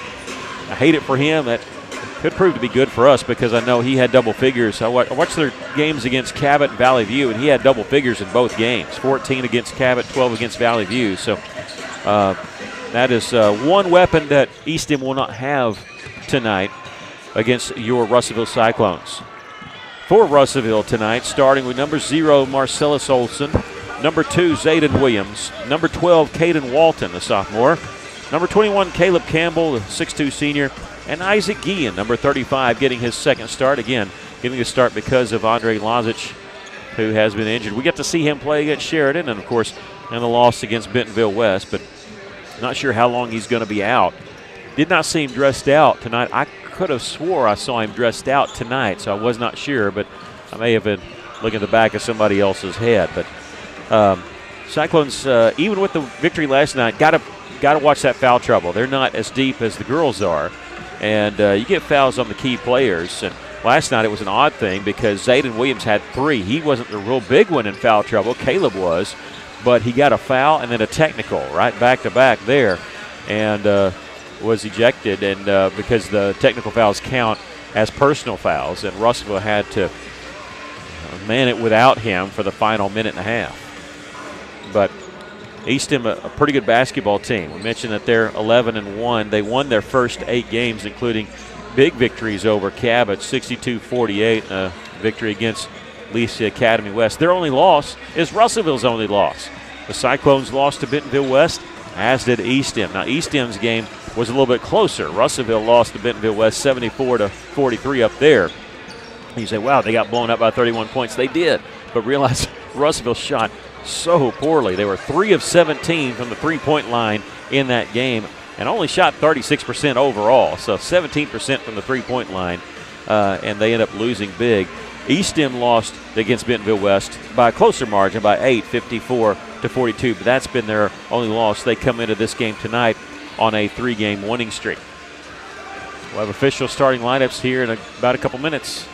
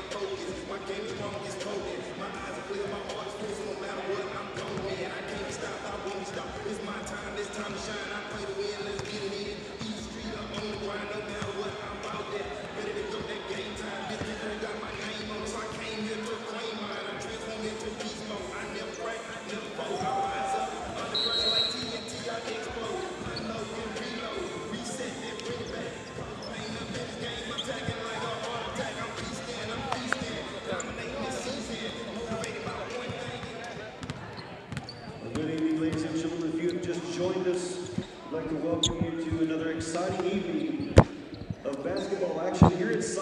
Arena as your Russellville Cyclones take on the Mets of eSTEM.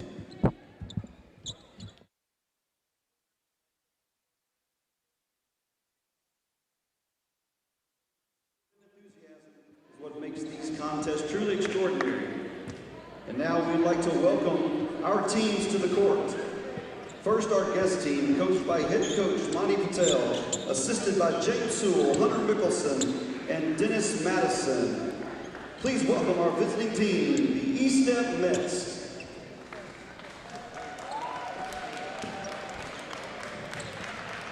Number 2, Riley Jones.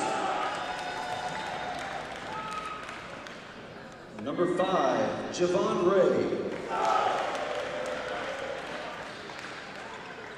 Number 10, Holden Kirk. Number 20, Dawson Young. And number 24, Tim Johnson.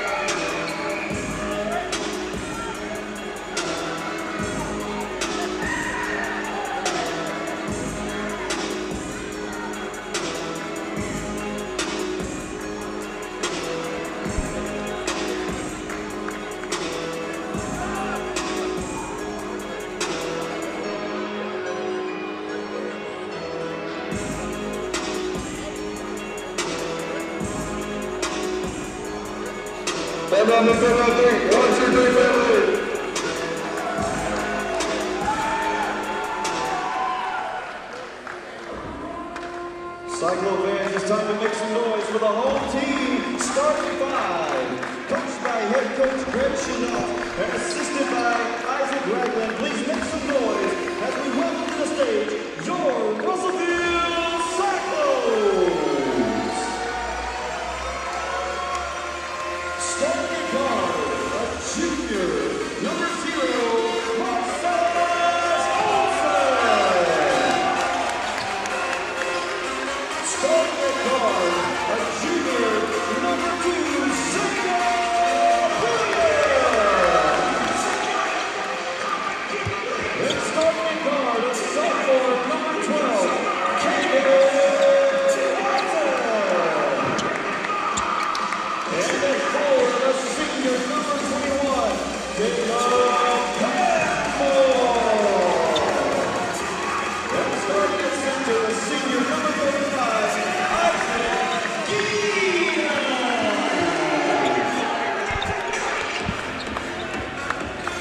All right, that's the starting lineup for the Cyclones and the eSTEM Mets. The eSTEM coached by Monty Patel. It's his 4th season as the head coach of eSTEM. Russellville's Greg Chenault. He's in his 3rd season as head coach at Russellville. His 5th season overall. He was coaching the Bauxite girls for a couple years. Took them to the 4A state tournament before coming over to Russellville. He's familiar with these parts, though. He graduate of Benton and played at Arkansas Tech for 4 years for Coach Marty Barnes, who had a couple of stints as the Cyclone head coach, and who's also in the Arkansas Sports Hall of Fame.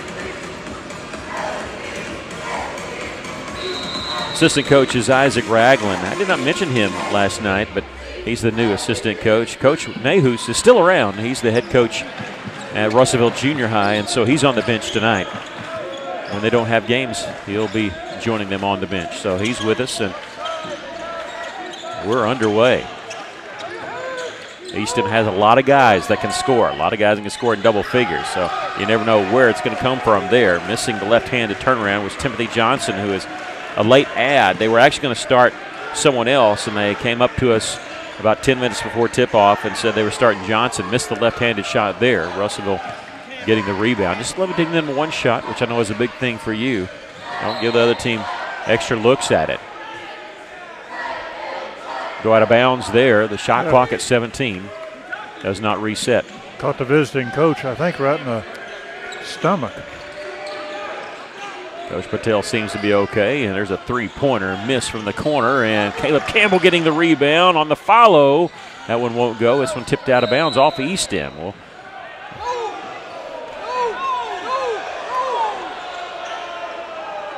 Okay, it'll be off Russellville. I was just looking at the shot clock. It does reset. I was like, how come the shot clock is still not reset because it hit the rim, and I didn't think anybody had possession of it.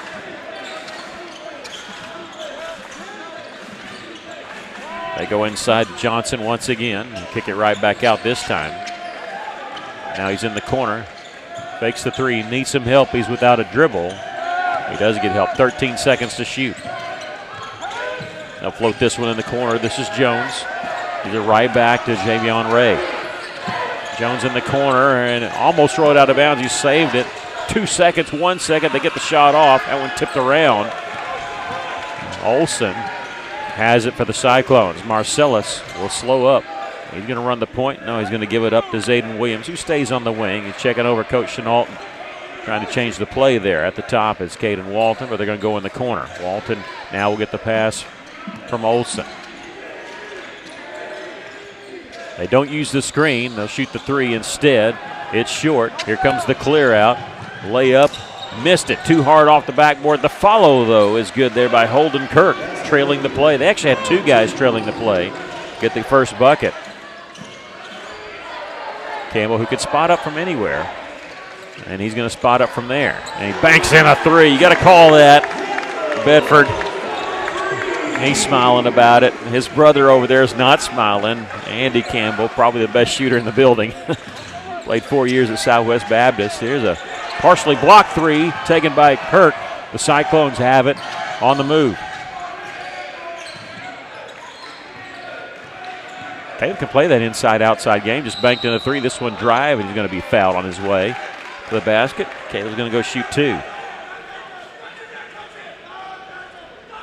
And this foul's going to be on number 24, Timothy Johnson, his first. Committed by number 24, Tim Johnson. Shooting free throws for the Cyclones, Caleb Campbell. I wouldn't mind getting that Johnson out of there. He's a pretty good-sized lad. Caleb Campbell hit 42 threes as a sophomore.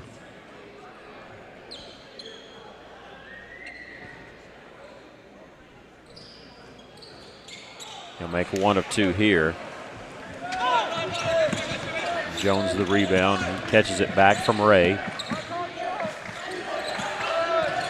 Looking for the backdoor cut. It wasn't there. They didn't cut backdoor. Thought Kirk might be doing that. Did a little bit later. I see him on the blocks now. Three-pointer miss. Backside rebound is Holden Kirk. Fresh 35 for eSTEM. This is Johnson. Jump stop in the lane. Shoots that one. The Young with the follow. That one won't go. Tipped around a couple times. They're getting it cleared out with the offensive boards here. Jones will miss the three. Flying in to get the rebound is Young underneath. Russellville can't buy a defensive rebound. That might have been a partial block there by Guillen, who's slow to get up. Campbell gets the defensive rebound. Guillen hobbling down the floor. He's hurting. Here's Campbell, top of the key, three-pointer. Grazes the iron. Kirk the rebound. And maybe sometimes he's got to work it out a little bit. He seems to be moving a little bit better. He'll make the switch. Dragged by Kirk. He drug the pivot foot. 2 officials. Okay, that's what they're going to call walk. They both call the same thing, a jump ball, and it'll belong to Russellville. The jump ball happened before the travel. eSTEM going to full court press on the inbounds pass here.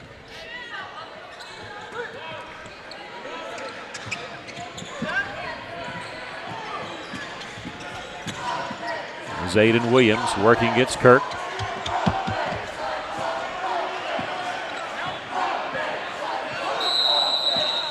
A 5-second violation. Well, you could see that one coming. Yeah, their coach was calling for it, and I knew we were getting close. I was waiting to see if there was space, and there wasn't. I think it's within 3 feet, isn't it? Within 3 feet? Something like that. Yeah.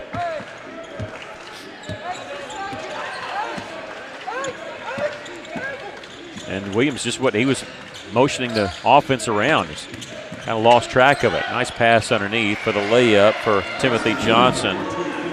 Yeah, they kind of lost Johnson underneath the basket. Yeah, on the drive by Jones. A lot of that can happen when you drive to the middle. People have to collapse. And Zayden Williams, they got the 5-second count going now. You switch. Boy off the pick and roll. Campbell wanted it. He gets it now, but not in rhythm. Fakes the three. Inside now. Ducks up and under, and he's got all 6 points for Russellville. This is Jones, guarded by Olson. Underhanded flip to Kirk. Three-pointer is good for Holden Kirk. He's got 5. Kirk had 19 in their win against Greene County Tech. He can light it up. He's got 5 of their 7. Williams jump stop, bounce pass to Guillen along the baseline and tried to feed it along the baseline. He was trying to get it to Caden Walton in the corner there. They'll still stay with Russellville. Olson will check out, and Guillen will check out. Into the game, Christian Boyce, who got the start last night, number 1, the senior. And Talon Heinzman, number 5, he's a sophomore. This pace is tailor-made for Heinzman, actually. He loves up and down pace. He catches it on the left side. We'll give it up to Christian Boyce. On the drive, floats it out in the corner. Caleb Campbell's 3 in and out. Ray has the rebound, ahead to Kirk. Cyclones trailing by a point. Johnson, good defense there by Heinzman. He threw the pass over the top, missed shot underneath by Young. Here come the Cyclones in transition. That'll be out of bounds. 2:17 left. Russellville trailing by a point.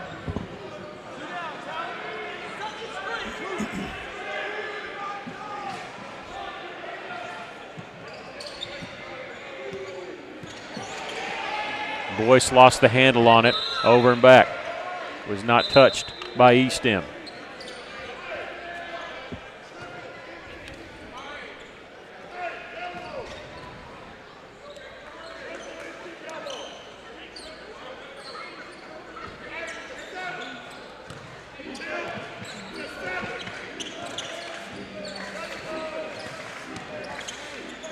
Almost set up for a triple screen. It ends up going to Johnson, and we got a whistle. And let's see, 2 officials blew their whistle.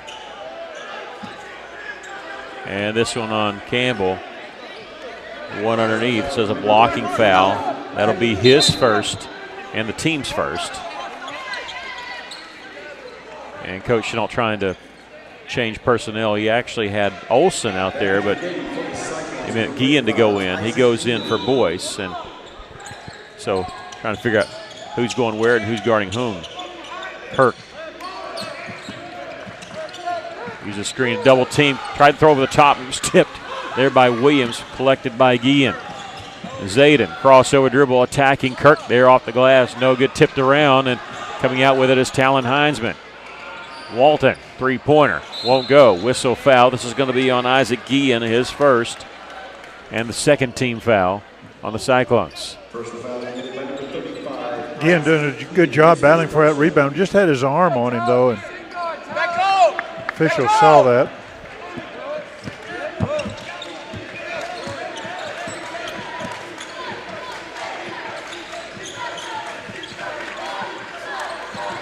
This is Johnson.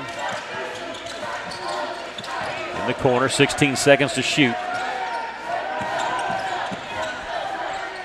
They'll throw it out Ray, a three-pointer. Keeping it alive is Dawson Young. Fresh 35 for eSTEM.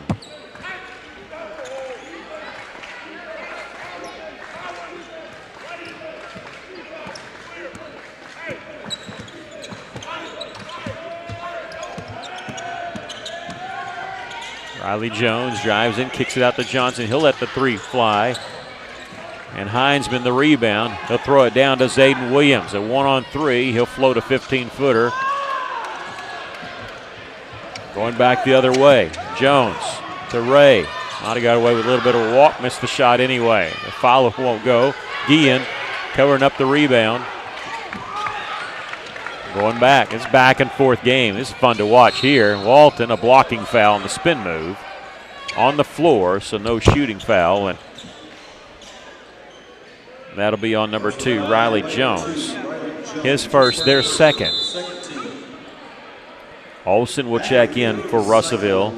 Into the game for the first time for eSTEM is number 3, Kalia Washington. Guillen will sit down for Russellville. Javon Ray will sit down for eSTEM. 3-pointer by Campbell. That did everything but go through. No shot clock here. That's a second shot that Campbell tried to get in, and it just went in and out. Keep shooting those. That's just going to fall. Yeah. 5 seconds to do something with it. Jones uses a screen. Into the corner. Washington for 3. That one an air ball. We've come to the end of the first quarter. Russellville trailing by a point.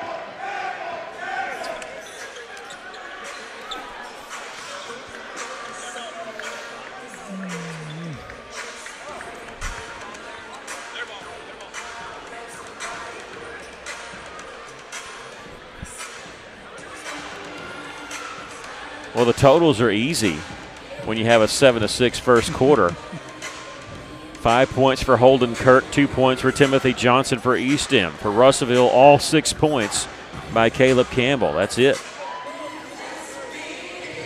We're not used to this. We had double the amount last night. That's 25 points scored in the first quarter last night. Russellville, 2-point win last night against Star City.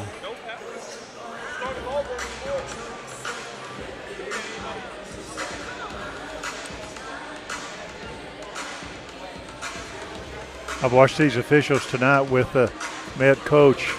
They've kind of pushed him back twice. He's coming up to the sideline, you know, coaching his team, but he needs to stay back down toward the bench. I don't know if that's going to create anything in the future, but be interesting to see how far they let him go.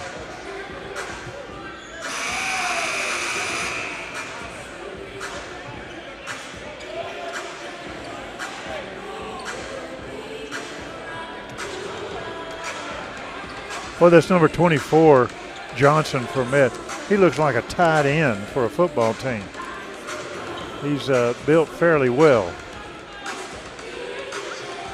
He's going to start the second quarter along with Washington, Jones, Kirk, and Dawson Young. For Russellville, it'll be Campbell, Walton, Williams, Heinzman, and Olsen.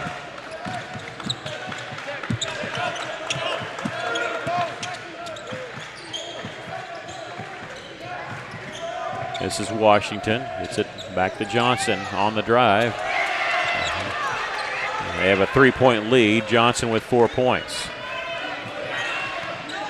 Pass ahead to Walton, coming from Campbell. Count the basket, and he drew the foul.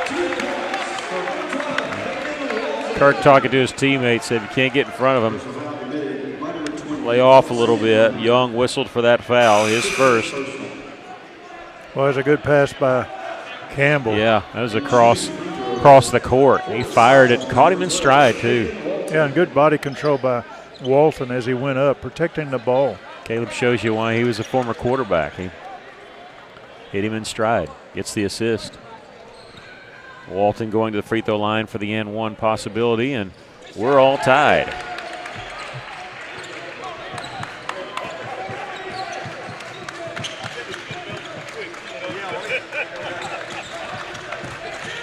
Jones started by Heinzman. End of the game was Justin Caldwell. He was going to start number 21. That's the one they changed with about 10 minutes before tip-off. Got a foul called on Zayden Williams. That's his first. Good that it's only first.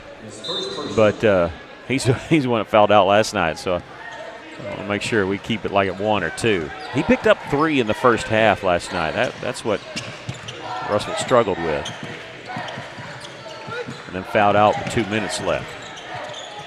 Ball knocked away in the air, juggled for it. Walton coming away with it. Here's Olsen looking for some help. Heinzman, he'll launch the 3 and hit. Talon Heinzman.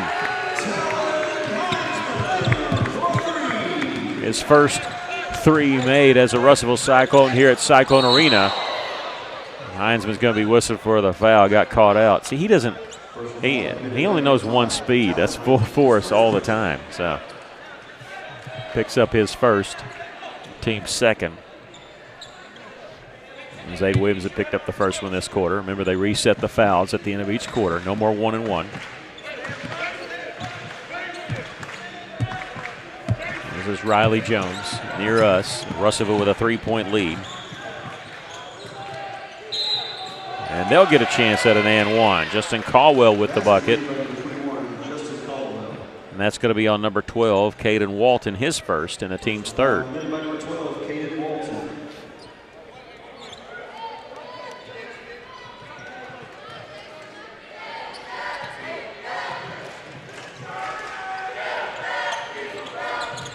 But when he released that, I thought it was going to be an air ball. It was short, and they got the rebound, and he stepped on the inline. Washington was underneath the basket too far, looking for somebody in the lane to feed it to. He stepped out of bounds.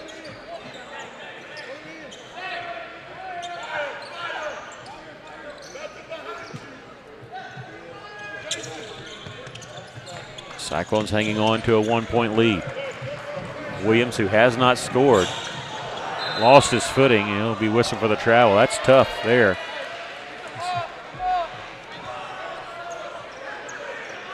And the official's going to go over and try to take care of that. His feet went out from underneath him. Zayden Williams, Russellville's leading scorer on the season. He had 17 in the loss against Bentonville West. Had 19 in the victory last night. He wasn't leading scorer last night, but he's the leading scorer on the season. There's the travel there. Yeah. That jump stop and then took an extra step. Jason Williams, number 1.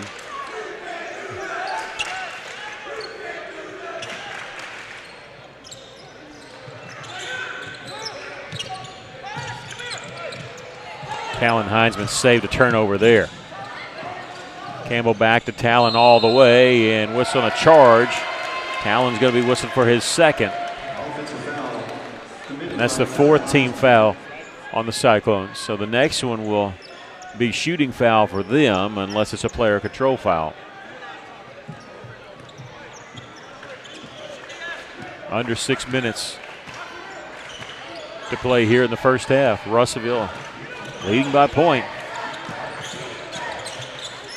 Jones the floater, missed that one badly. Campbell the rebound. Heinzman will get it to Williams. He'll stop left side and hit for 3. Nothing but net there for Caden Williams. He had 3 threes last night. That's his first one tonight. Hope it leads to more. Russellville with their largest lead of the game here, leading by 4. Zion Harris, number 4, gets it to Jones. Washington will try to answer. This one won't go. Rebound, Williams had it, lost it. It goes to Caleb Campbell. Good to see Williams pop back up. He took a hard spill on the deck there. Trying to keep that dribble. See that? Good job, Zayden. And now we got a reach-in foul called on Riley Jones. This will be number 2 on him. And Zayden knew if he picked up the basketball, he'd be without a dribble, and so he's sitting there trying to save it. He did a good job.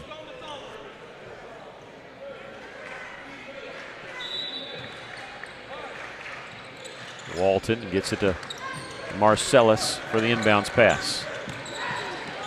It came off Campbell, but he'll pass it off to Walton. Now here in the corner. A long 2 there for Zayden Williams. He's got 5 this quarter.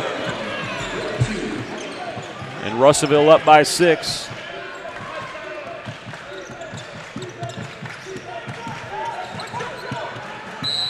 Get a foul called on Talon. That's 3 on him, all in this quarter. He may be coming out now.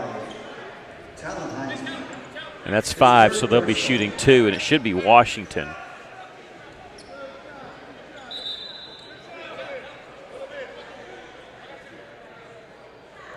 They're going to keep Talon in the game. Shooting free throws for the Nets. Number 3, Khalil Washington.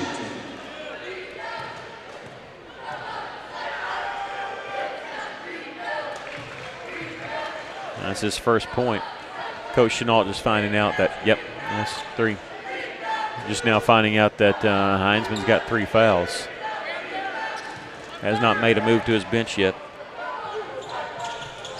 That free throw stopped a 5-0 run by Russellville. Walton getting the rebound here.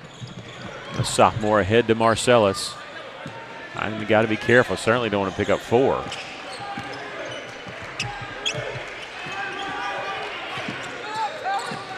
They don't make the switch. Zayden with an open 15-footer. I'm surprised they gave him enough with that nice screen set by Caleb Campbell. Yeah, it was a beautiful shot. Thought for sure when they couldn't fight over the top of it. And now we got a charge taken by Caleb. They didn't make the switch. That foul going on Zion Harris, his first. The second team foul on the Mets. No, sorry, the third team foul on the Mets. Well, Campbell's went down 3 times tonight trying to take a charge, and he finally got one. 4:08 left to play here in the first half. The Cyclones leading by 7. Zayden Williams. And we got a blocking foul here. This will be the 4th team foul. Got to play defense with your feet, not your hands. You do it with your hands, they'll get you every time. And Zion Harris there reaching to try to get in front. Caused the blocking foul. The next foul on eSTEM will be shooting free throws for Russellville. So foul's evening out a little bit. Caden Walton. Here's Olsen, fires in the corner. There's Heinzman for 3. And Williams fighting through to try to get the rebound. Could not control it before it went out of bounds. This last touch by Washington. It didn't touch the rim, so Russellville will have it, but the shot clock did not reset. 17 seconds on the shot clock. The official taking charge. He's a little bit of extracurricular things going on, so he's trying to take charge of it now before it escalates a little bit. Washington will check out, and for him will be Holden Kirk, who scored 5 points in the first quarter. This is the first time we've seen in the second quarter. A catch and shoot at 3. Backside rebound there by Heinzman. Nothing there. Kicks it out. Caden Walton for 3. Caden Walton has a 3-pointer and an old-fashioned 3-point play. He's got 6 here in the second quarter, and Russellville up by 10. Double team knocking the ball away. Caden Walton coming up with it. Coming in from left side all the way with the left hand. He's got 8 in the last 5. They've doubled eSTEM's score 24-12.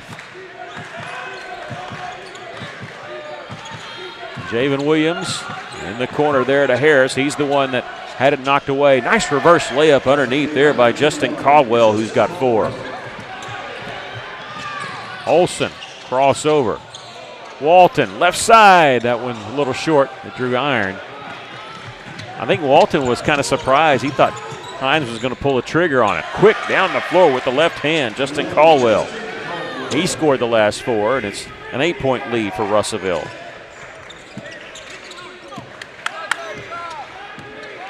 Not much scoring in the first quarter. We've made up for it here in the second. Olsen gets enough space there. Here's William, catch and shoot 3. Walton, and he chase it down. He can. Body's on the floor, and now we got a jump ball call.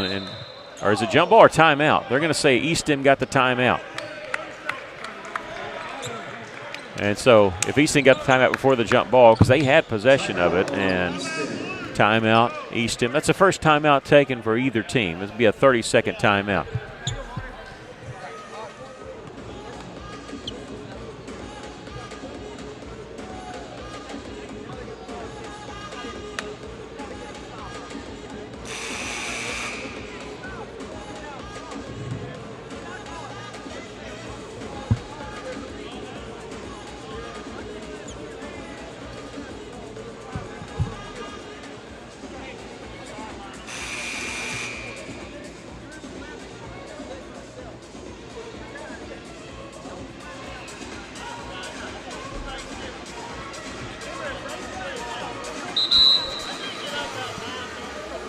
You get 5 timeouts you can take them at any time. eSTEM using 1 there.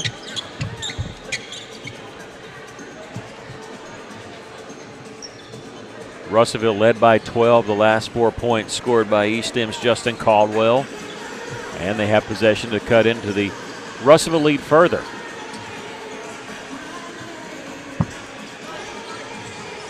Cyclones and Lady Cyclones off until Monday after tonight.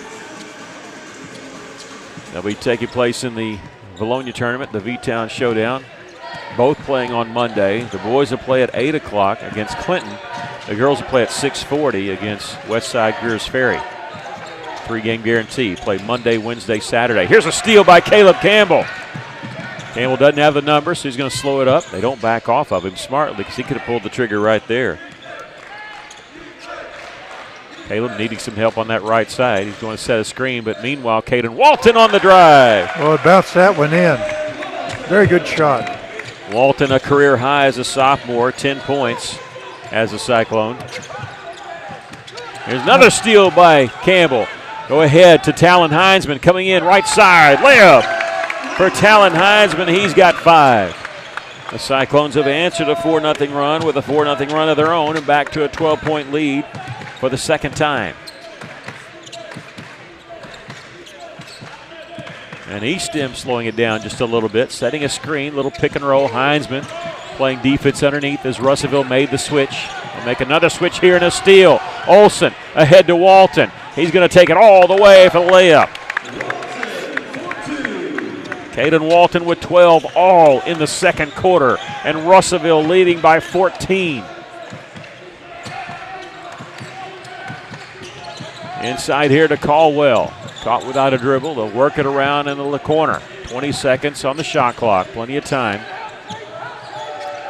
Kirk looking over his shoulder, cutting the basket was Jason Williams. Good pass by Kirk to get the assist. Williams' first bucket.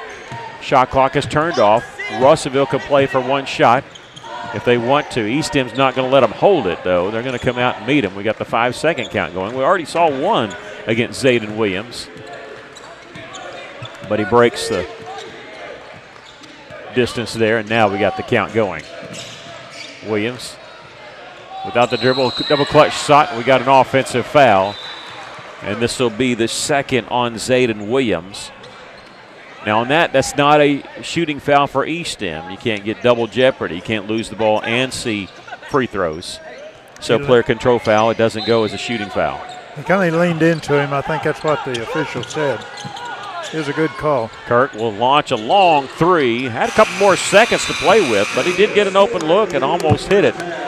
But it goes as a missed three. 30-18 our score at the half. We'll take a break. We'll come back. We'll talk to you about the V-Town Showdown and also give you stats from the first half. Russellville leading by 12. And you'll see the Russellville High School cheerleading team that'll be performing. We'll be back after that to give you the lowdown on the Valonia tournament. It's the Russellville High School cheer team coached by Coach Karen Chenault.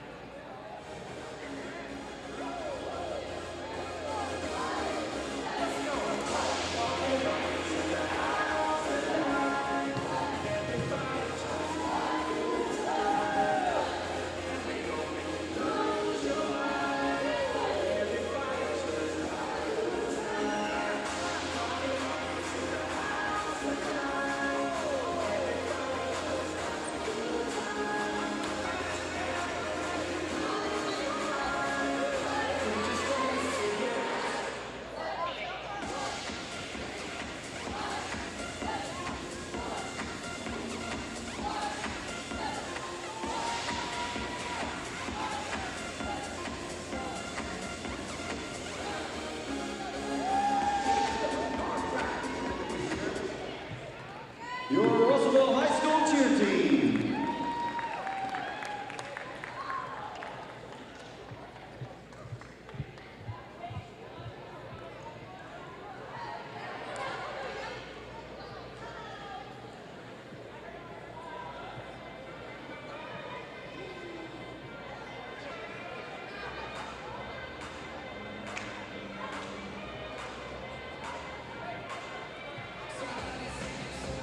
Cyclone fans, we'd like to say a special thank you to Better Way Realty for sponsoring our military t-shirts tonight.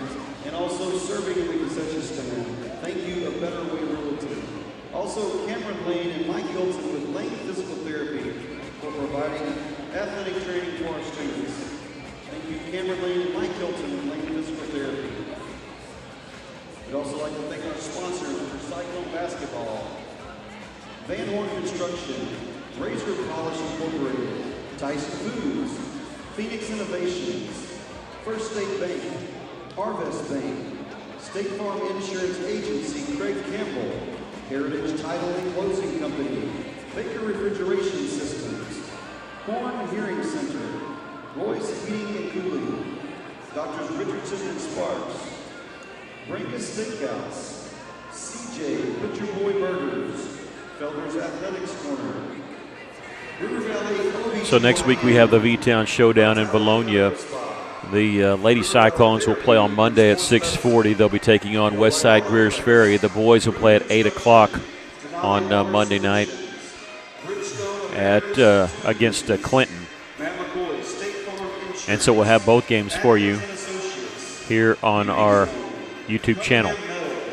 So they'll be playing back-to-back. So 6:40 and 8 o'clock, that is considered back-to-back because they have 4 games a night, basically on Monday, Tuesday, Wednesday, Thursday. Win or lose, both our teams will play on Wednesday. We hope to bring them to you, but we'll have to wait and see on the draw and see what all is going on. And we'll be letting you know on our Facebook page, but we do know that Monday we will have it for you. The boys playing Clinton. Win or lose, they're going to play the winner or loser of Sylvan Hills and Lisa North. The girls will be playing Westside Greers Ferry, win or lose. They'll be playing the winner or loser of Bryant and Nettleton. Again, the girls play at 6:40. The boys play right after that at 8 o'clock as a part of the V-Town Showdown there at Bologna High School. Both teams will play Wednesday, and then both teams will play Saturday as it's a 3-game guarantee. We'll go over the individual stats of this first half. Well, let's do the team stats first. Just the scoring and then the individual scoring. Then a partner will give you the three-point shooting and free throw shooting. Cyclones trail at the end of the first quarter, 7-6, a very low-scoring quarter. It's back and forth a little bit. Russellville took the lead after tying at 9-9, took the lead of 12-9, and that's the way it stood. They led by 10. It dipped down to, by 12, dipped down to 8, went back up by double figures, is where they lead here by 12. You're scoring first for eSTEM. Justin Caldwell leading the way for them. They have scoring spread out, which we kind of figured. They had 5 players that have scored for eSTEM. The 6 points for Justin Caldwell. He leads them. 5 points for Holden Kirk. 4 points for Timothy Johnson. 2 points for Jason Williams and 1 point for Khalil Washington. For the Russellville Cyclones, they were led by Caden Walton, who had 12 points, all 12 points in the second quarter. 7 points for Zayden Williams, all in the second quarter. Caleb Campbell with 6, all his 6 points in the first quarter, and 5 points for Talon Heinzman, all in the second quarter. So think about this. Campbell did all the scoring in the first quarter. In the second quarter, it was all Zayden Williams, Talon Heinzman, and Caden Walton, who's already at a career high with 12 points. The only person in foul trouble, well, let's say only person, Talon Heinzman has 3 for Russellville. Zayden Williams with 2 for eSTEM. Riley Jones and Zion Harris each with 2 personal fouls. Your thoughts of the first half? Well, you're talking about Heinzman in that much as he's played and scored, he's also, I've got him unofficially down for 5 rebounds. So he's really hustled out there. And, yeah, in that second quarter, he picked up some fouls, and he's going to have to be playing very carefully the second half. The Met, they're 1 of 7 from three-point. Kurt, their player, made a shot, a three-pointer. They didn't give him the ball again until toward the end, and he shot that long one at the buzzer. I don't know. I don't understand that. But anyway, they've had 8 turnovers. They were 2 of 2 from the free throw line. Russellville, we were 4 of 12 from the three-point line, 2 of 3 from the charity stripe. And unofficially, I only got us down for 3 turnovers. But they're toward the end, though, that's when we really put pressure on Met. And they had about 3 turnovers in a row. And we were scoring off of those turnovers. And that's what's made the difference in the scoring right now. One of the things, anyway. The Lady Cyclones lost even after being up by double digits. They lost to the eSTEM earlier tonight, 58-56. eSTEM actually ended up leading by 10 with a little over 2 minutes left. Lady Cyclones cut into that. Russellville hit a 3 on the buzzer. Otherwise, it was pretty much a 5-point game with Jasmine Garcia hitting that 3. She had 18 points, matching what she did last night against Star City, but she was the only Lady Cyclone in double figures. 7 points for Chloe Gardner, Kylie White, McKinley Walls, and Maya Ely. For eSTEM, they had 3 players in double figures. And I tell you, it was mainly Morgan Thornton and Samaya Magsby. Magsby had 21, Thornton had 19, and Precious Powell with 10 points. And they pick up their 3rd victory of the season. Lady Cyclones have their 2nd defeat of the season, losing that game by 2. We're a couple minutes away from the second half. Russellville up by 12.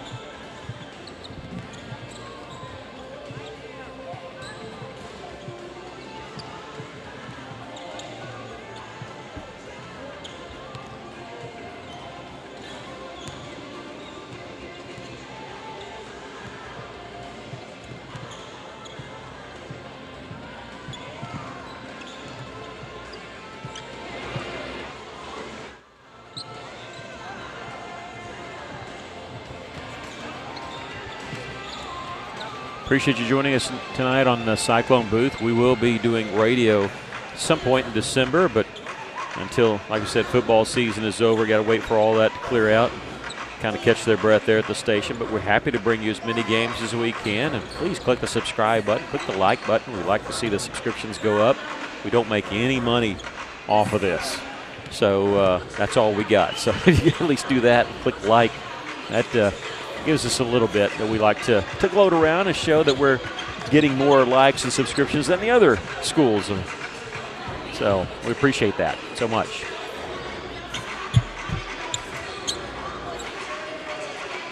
We have a lot of support here from the district too. A lot of coaches and programs, the Basketball Booster Club and maybe the Soccer Booster Club. That's actually one of our biggest supporters is Cyclone and Lady Cyclone Soccer. We love covering them, and everybody's really great trying to promote the kids here with this channel.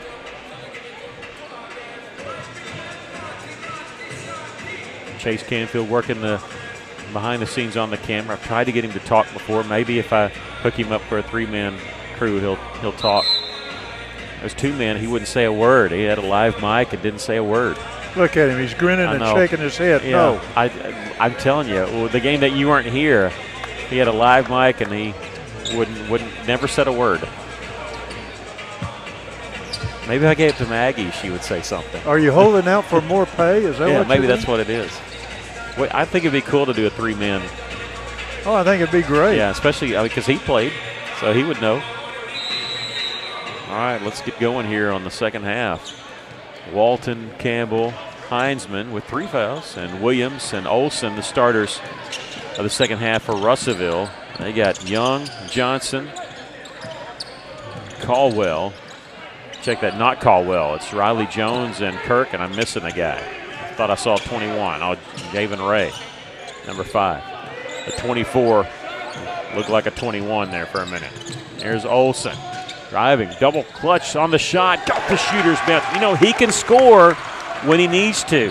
He scored 7 points against Maumelle in the state tournament. That's been his career high. Last night he had 4, and they were key. They were in the fourth quarter. They were key points in the game there, and Russellville up by 14. Cyclones almost had a defensive board there, but it got knocked away. Here's Kirk. Get out on him. Jones taken away by Marcellus on the double team. Olson. He was looking behind and trying to give it to Williams. I don't think he realized that Timothy Johnson kind of crept in there. It's good for us in a sense that Johnson picks up a foul. That's his 2nd. I think Marcellus thought it was a 2-on-0. Or maybe he thought it was spaced out a little bit more. Zayden was more trailing the play. Walton setting a screen. Zayden taking the bait, takes it left side. Shot is in. Zayden's got 9. Good screen there. It was. To spring Zayden Williams. Caden Walton setting that screen. There's the 3 by Johnson. Good block out by the Cyclones there. Got to block out the shooter. Can't have it come right back to him. Long threes, give him one chance at it. And I think teams don't realize Marcellus Olsen can jump. Yeah, he can jump. He may be short in stature, but he can jump with the best of them. He can score, too, when he needs to. Campbell on the drive of the basket, around a double team, gets his own rebound. Trying to get it for a second time. He does. Power dribble, and he'll draw the foul on this one. He's upset the shot didn't go in. But he's going to the free throw line here, and it's going to be on number 24, Timothy Johnson, his 3rd. He's got both fouls that eSTEM has committed here in the second half. Campbell is going to the free throw line. He's 1 of 2 tonight. Was a perfect 4 of 4 last night with his career high, matching his career high 20 points. I keep saying career high, but it matched it. He had 20 last year. And Justin Caldwell will check in, replacing Timothy Johnson, I think. Yeah, he's coming out. Ray started to go to the bench. He said, no, we need Johnson because he's got 3 fouls.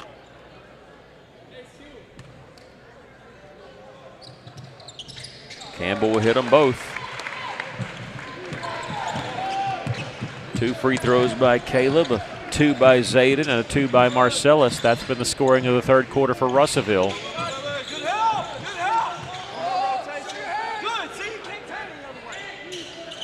This is Kurt, closely guarded by Williams. Be careful, Zayden. Don't want to pick up your 3rd. They'll make the switch there. Kirk spin move with 10 seconds to shoot inside there, and they'll make the layup and draw the foul. Who's the foul on? I think it's Olsen. It will be on Marcellus. That's his 1st. And Caldwell tried for the dunk. He touched the rim. It really wasn't a dunk because he got knocked from his hands on the foul. Missed the free throw, but they get the rebound. Dawson Young got it. An extra possession here. 3-pointer by Ray hits. A 5-point possession.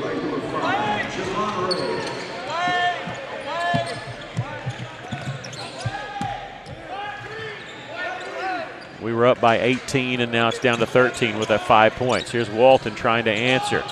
They missed the 3. They tip it around. A couple teammates, but they end up pulling it down with Caldwell. Burke wants a screen. Bounce pass down low. And Russellville wants a timeout immediately after the bucket by Dawson Young, as they've gone 7 straight points, and Chenault wants to stop the bleeding here. 11-point lead for the Cyclones after it was 18. And Russellville using their first timeout.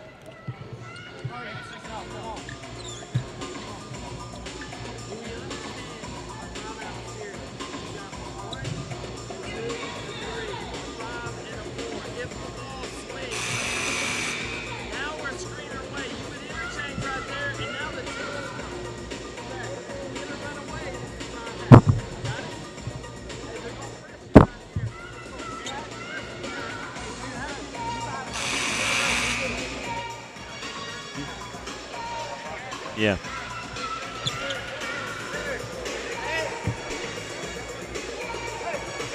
We extended our lead to 18 when they hadn't scored yet, but they've scored 7 unanswered points. eSTEM has 11-point lead, and they barely got that layup by Young before Chenault was saying, timeout, give me a 30.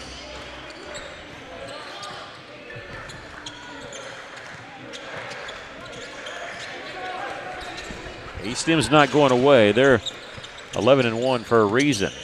Spin move there by Williams. Sidesteps, and he's going to draw the foul. Is this going to be on number 2, Jones? I think it is. And, yep, it is. That's going to be his 3rd. Looked like Kurt was set up to draw the charge, but Williams did a good job moving around within those 2 steps. And Zayden going to the free throw line. Isaac Guillen, I wondered about his health when he didn't come out. Did he He sat quite a bit in that second quarter. Remember, he kind of rolled his ankle a little bit, but he seems to be running fine now. He's going to replace Walton.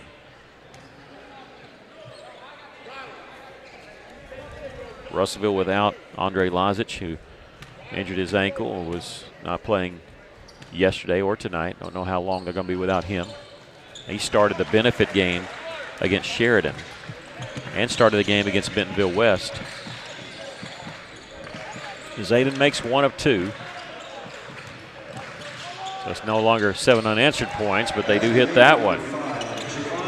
Javon Ray has 5. That's a 10-point lead.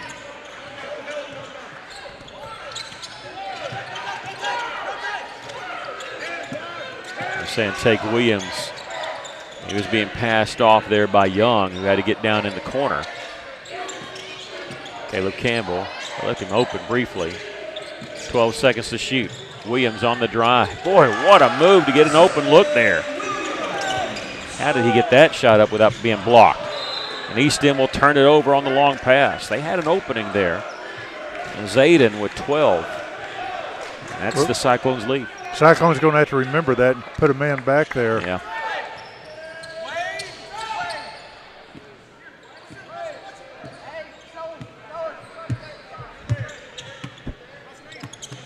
Here's Williams. Looked like Caleb was going to set a screen for him. He peels off in the corner anyway. They'll reverse it around. Marcellus needs some help inside the free throw line. 14 seconds to shoot. Williams beats his man to the baseline. Count the basket, and he drew the foul. They gave him a step, and he's quick off the dribble. Dawson Young, I have him for 2. They said 1. Okay, they said first foul committed, but the scoreboard has it for 2. That's the one we got to watch. And Zayden with 14 now. Did not score in the first quarter. They held him scoreless. 7 in the second quarter, and he's got 7 points here in the third. Russellville really struggled to score at times last night, but they've gotten scoring when they've needed it there. With that free throw, Russellville back up by 15. Their largest lead has been 18. Kirk double team there. Nice little reach in there by Campbell to stop his penetration. Kirk will set the screen on the drive. We'll get a foul call. This will be on Caleb Campbell. Be his second. 21. That'll be number 2 on him. And the second team foul called on Russellville. It'll be a shooting foul for Ray, who's got 5 points all in this quarter. Shooting free throws for eSTEM for Javon Ray. Washington will check in for eSTEM, replacing Young. Guillen going back in, replacing Walton.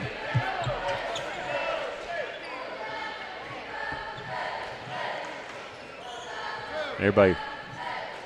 Okay, he's subbing in and out now. Washington for them and Williams for us have to tuck in their jerseys. So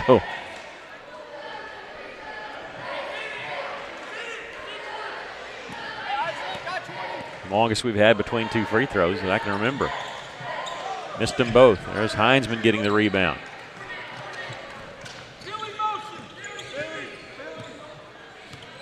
I like it when they miss a free throw. Yeah.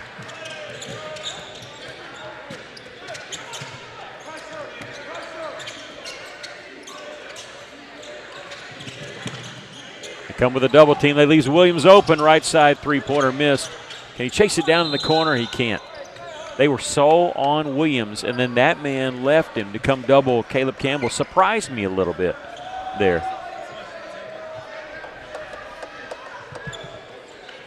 And it gave Zayden an open look, but the 3 did not fall. He's only hit 1 3 in this game.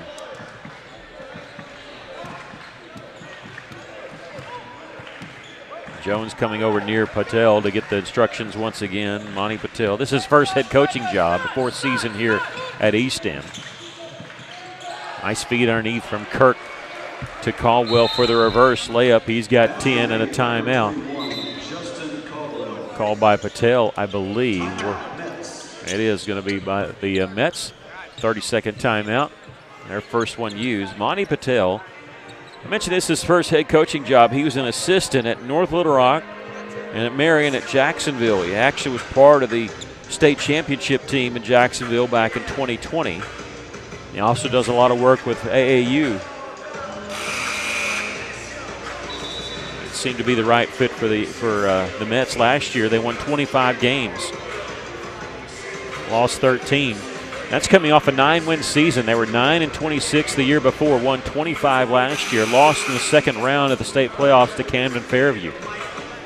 Riding a 3-game winning streak into this game with wins over Valley View, Greene County Tech, and West Memphis. A close one against West Memphis. They won that game by a point. That was after their only loss. We mentioned that against Bentonville West.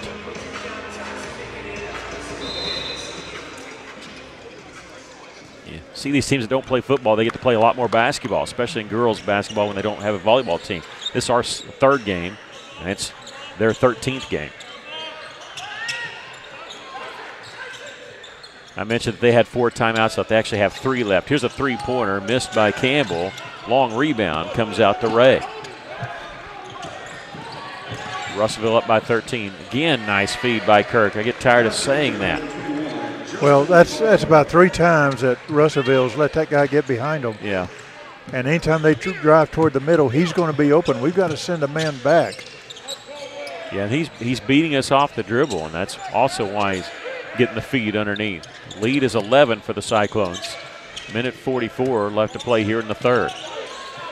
Zayden Williams gets it over to Campbell on the right side. 10 seconds to shoot. The shot clock down to 7. And now 5 seconds. Campbell in the lane with 3 seconds. To Heinzman, got to hurry. He doesn't get it off in time. Missed the shot anyway. Did not get the shot off in time. So shot clock violation, and eSTEM with a bucket here can cut it to single digits.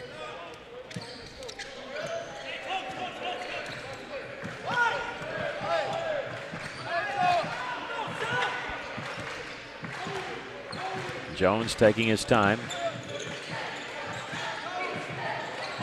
Another assist by Kirk. That's about 4 of them. Yeah, he barely played in the second quarter, and he is not scoring, but this offense is going when he's touching the basketball. Caleb Campbell, a long 3. That one won't go. With the rebound is Washington. The lead is 9 for Russellville. Kirk, bounce pass once again underneath to Washington. Another assist, the first bucket by Khalil Washington. He's got 3, and the lead is down to 7. The Cyclones led by 18 in this quarter. They led 36-18. Since then, they've scored 6 points, and eSTEM has scored 17. 17-6 run after our largest lead of the game. Shot clock's at 15. Zayden Williams on the drive.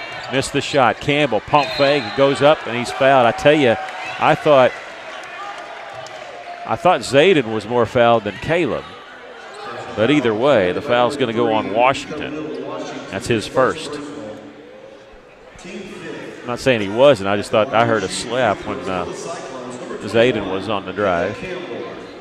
19.6 seconds left. Caleb at the line. It's this one. He's now 4 of 5 from the line. Got 9 points.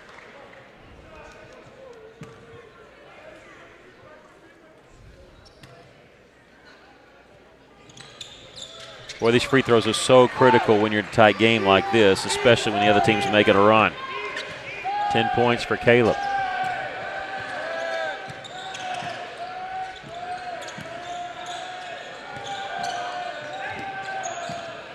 Washington, the drive ball tip. Walton has it. Ahead to Olsen, who checks the time. 2 seconds, 1 second. Can't get the layup to go. Just a tad too hard, but he was trying to get there quickly. We've come to the end of the third quarter. The Cyclones lead it by 9, 44-35.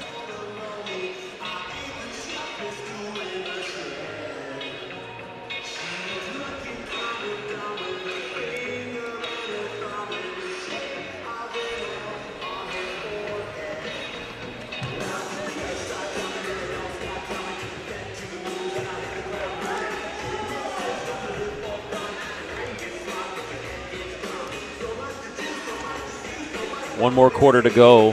eSTEM is being led by Justin Caldwell, who has 14 points. He had 8 of them in that quarter. He's the only eSTEM player in double figures. The Cyclones have 2 players in double figures, Zayden Williams with 15 and Caleb Campbell with 10. I said 2, maybe 3, I forgot. Caden Walton also in double figures. He has 12. He scored all 12 of his points in the second quarter. Russellville has found offense when they needed it. And I realize they're up 9, but it feels a lot closer when you're up by 18 and then it gets cut down to 7. You start getting a little bit nervous, but good free throws there by Caleb Campbell, and Cyclones hanging on to a 9-point lead. What's hurt us in this third quarter, we haven't made a 3. We've took some good shots, but just haven't been able to make one. We made 4 in that first half.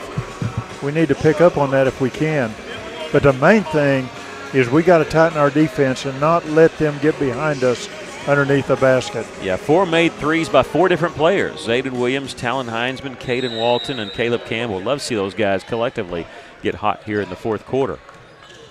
All 4 of those guys are on the floor, joined by Marcellus Olson as we start the final quarter.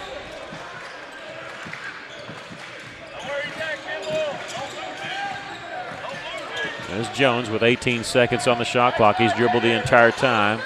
Ray now with it. Back to Jones with 12 seconds to shoot. Kirk takes baseline. There's the double team. Don't give him room, but he does take the room to pass off to Riley Jones, who gets his first bucket. He's going to have 10 assists before it's all said and done.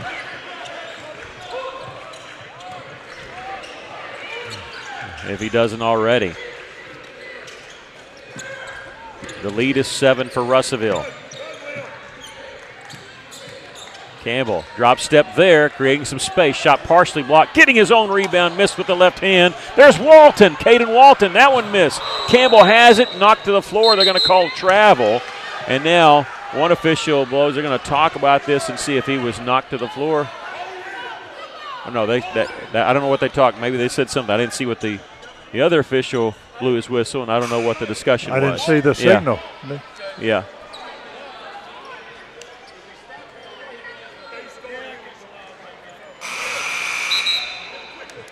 Maybe he was saying, hey, we need to wipe the floor up. I'm not sure. There's an official underneath that called the travel. The other official blew his whistle, and I didn't know if he was – at first I thought he was going to talk to the official underneath. He might have been saying something to Coach Chenault. I'm not sure.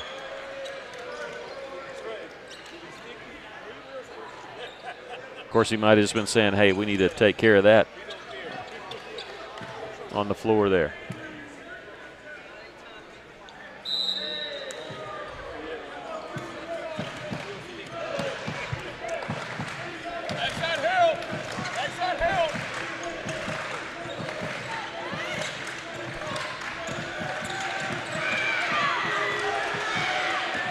Marcellus boy's got quick feet there. He's going to call a foul, and this is going to be on Marcellus Olson. All right. You know, it was a foul there by Olson. Right before that, Jones was getting really close to a push-off on the offensive side, and I thought that might be coming there. I think Marcellus is in his head a little bit, and he knows it. He's smiling at him a little bit.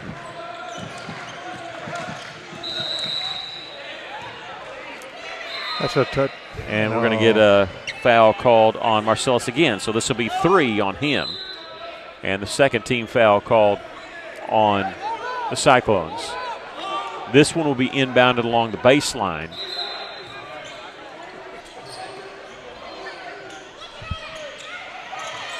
Getting close to a 5-second count. They do get it inbounds to Kirk along the right wing.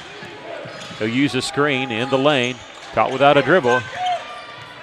He gets out there just before the 3-second call. He'll pass on the 3, jump stop in the lane, and he gets the bucket. He's got 7, and it's a 5-point lead for the Cyclones. Cyclones need some baskets. They got to heat up a little bit. They only had 3 made field goals in the third quarter. No, it's 4. I forgot about Olson. Here's a steal by eSTEM. 3-on-3 for Kirk. He'll slow it up. He'll feed it inside to Caldwell. Caldwell taking the pass, and he'll miss the shot, but he's going to be fouled. He'll have to go earn it from the free throw line. And that foul's going to be on Caleb Campbell, his third. Personal foul committed by number 21. And Coach Chenault wants to take a timeout here. He'll have 3 left after this. 5:52 left to play in the game. Russellville hanging on to a 5-point lead.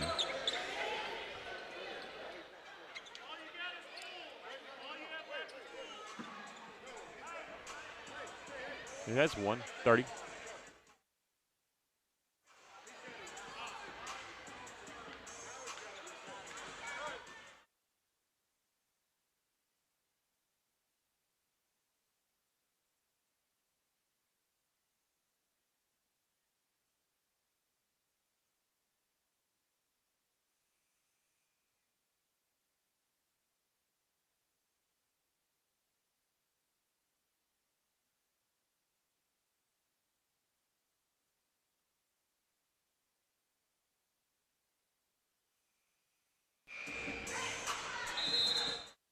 A little bit of confusion. They had told Russellville they only had full timeouts left. They meant after this 30 they only have full timeouts. The official misunderstood, so that was part of the discussion there. Both teams with 3 timeouts left. Russellville with a 5-point lead, but going to the free throw line is Justin Caldwell. He's 0 of 2 from the line there. We're okay with the foul if he's going to miss free throws in a tight game. That's usually where they step up and hit him. Nope, he missed that one. So that's a good foul underneath. Don't give up the 2-foot shot if he's going to miss free throws.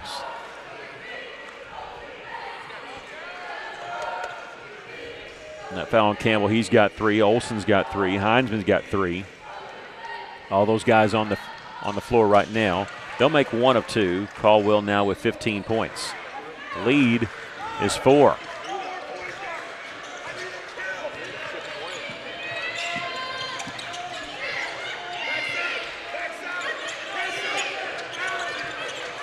Well, Williams saved it there. Olson had to get rid of it, though, because the 5-second count was happening. He's without a dribble, and Williams dribbles it off his foot out of bounds. It'll belong to eSTEM. Boy, when it rains, it pours. Russellville just struggling to find some offense in the eSTEM. They're getting a lot of shots in the paint. They are. Interior passing.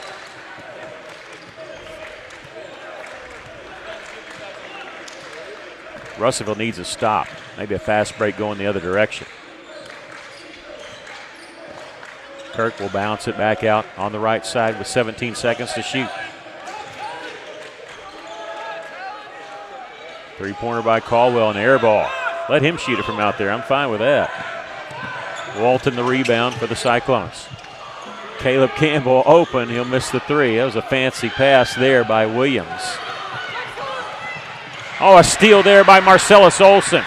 2-on-2. He's going to give it to Heinzman all the way for the layup. Count the basket, and he drew the foul. What a steal by Marcellus. What a pass by Marcellus.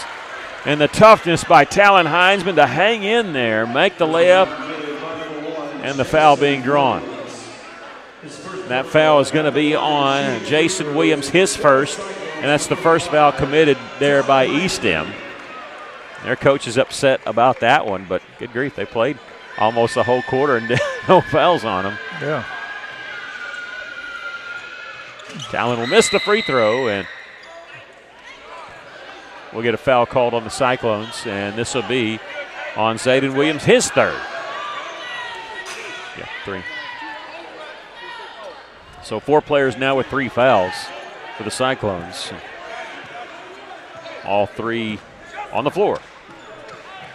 46-40. Cyclones with the lead. They lost the handle on it. Olson almost quick enough to get it.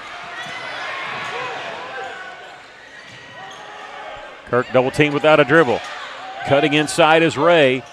Missed the shot. Rebound. eSTEM has it. Trying to tie it up, and now 2 officials have the same call. Open hand means not a foul violation. We got a jump ball, and it'll belong to Russellville with 4:21 left to play. But we needed that right then. We did.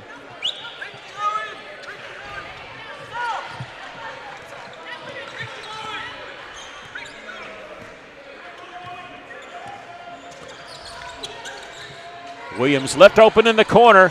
They gambled and lost, but Russellville could not make them pay. This is Riley Jones in the front court. Kurt traveled. He traveled. He caught. Took 3 steps. He sure did. I don't think he was expecting the pass from Riley Jones. It took 3 steps before he dribbled.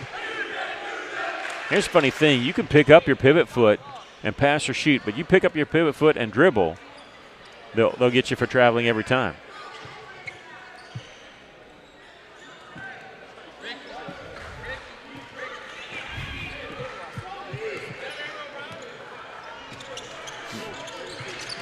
Here's Heinzman taking it all the way, beating his man off the dribble.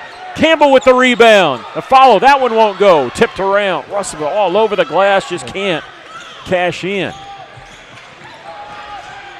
Jones, the drive. Riley Jones has 4. 3.5 to go. The lead is now 4 once again for Russellville.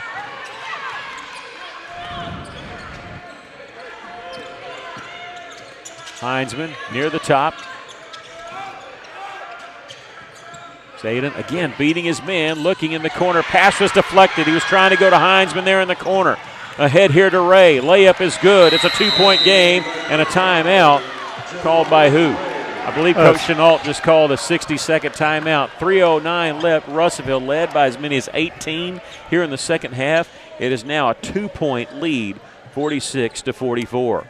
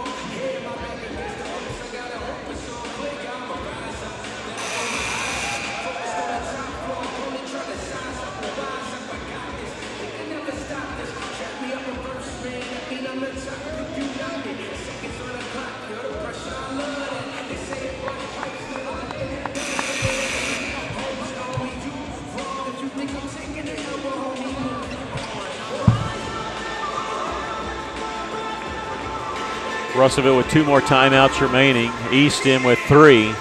It's a 2-point lead for the Cyclones. eSTEM has clawed their way back into this game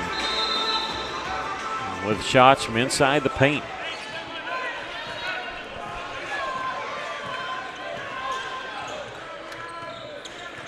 And Russellville has gone ice cold from the floor. They only have 2 points here in the fourth quarter.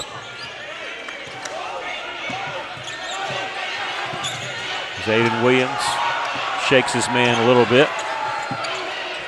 Williams on Williams.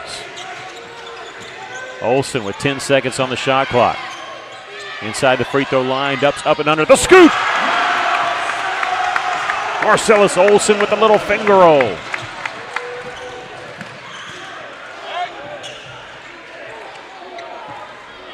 Going to go possession by possession here.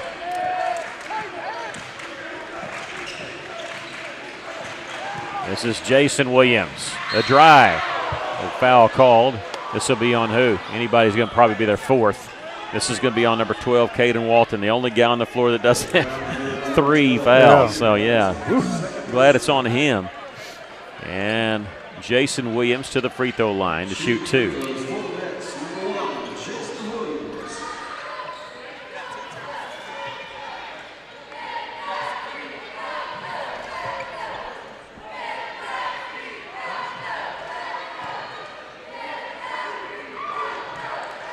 He had 16 points against Cabot. Their last victory against Valley View, he had 9. He's got 3 here with that made free throw. A 2-point game once again.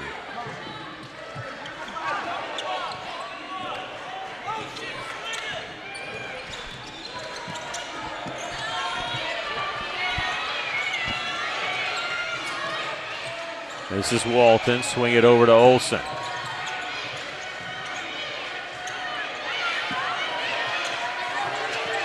13 seconds on the shot clock. Marcellus feeds it inside to Walton. Shot blocked there by Kirk. eSTEM has it. They can tie it with a 2, take the lead with a 3. Kirk looking inside. That's where they've done all their damage in the paint. There, Justin Caldwell hits the bucket. He's got 17, and we have a brand new ball game as it's tied 48-48. I wonder how many of their 48s points are actually in the paint. I mean, I have them for 2 threes, but I'll bet it's over 30 easy. They've scored in the paint. Yeah. Russellville with 1 timeout left. eSTEM with 3 left after this timeout called by the Cyclones. 48-48. Tie score.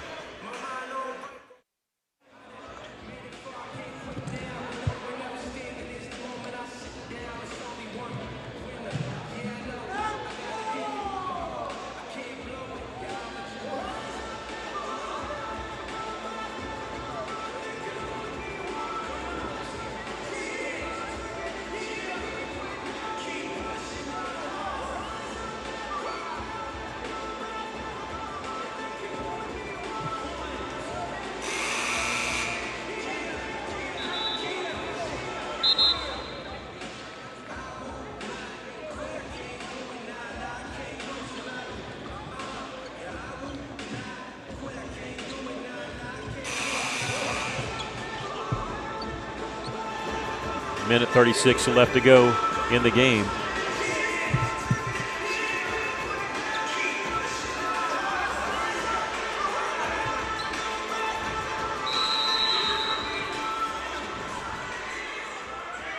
Again, Russellville with 1 timeout left, eSTEM with 3.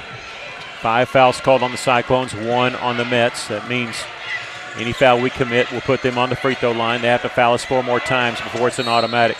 And now we have a foul underneath. So that's number 2 on them. And that'll be on Riley Jones, his 4th.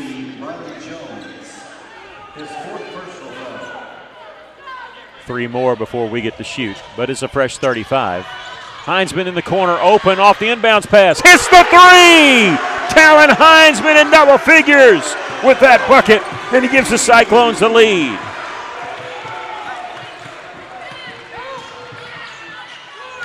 Caught without a dribble in the corner. They're trying to answer. They don't. With a rebound, there's Caleb Campbell getting a defensive board. And who was there also vying for it? Marcellus Olson. Yeah, Russellville had to hurry there. That was going to be a 10-second count. We were holding up a little bit. Olson gets there with 2 seconds to spare. Heinzman with that big 3 off the inbounds pass. They left him open in the corner. They were clogging the middle. Cyclones trying to milk this down, but they're down to 10 seconds. Chenault saying, let's go. We got to hurry on the drive with 6 seconds to shoot. Heinzman, he's got to do something with it. Campbell, pull the trigger with 3. That one no good. Rebound. Kirk has it. You had to shoot that one. The clock was down to 2 seconds. The shot clock has turned off now. We'll see if eSTEM, if they want to do 2 for 1, they want to call a timeout. You wonder if they go in, hit 2. You would say that. We'll talk about that here in a second. We'll tell you that's 30-second timeout by Coach Patel. This is where eSTEM is hurt by the fact they only have 2 fouls called against them. If they had 5, what they could do is they could go in, shoot a 2, foul Russellville, see if they can miss free throws, get it back. They got to foul 3 more times before they can put Russellville on the free throw line. So this hurts the fact that they don't have enough fouls. Like, if they miss it, we get the rebound, they can foul us, do whatever. So, but they use a timeout. They have 2 more left. They've got to go for a 3 here. If they go for a 2, look for eSTEM to call a timeout to stop the clock. They switch it to a 60-second timeout.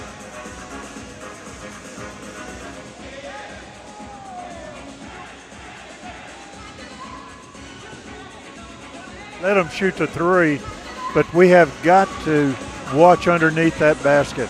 I know it's only 2 points, but still, that's hurting us underneath there. Well, if they hit a 2, look for them to call timeout because the clock continues to run. If they don't call timeout, you just kick the ball around, take your time. So look for that.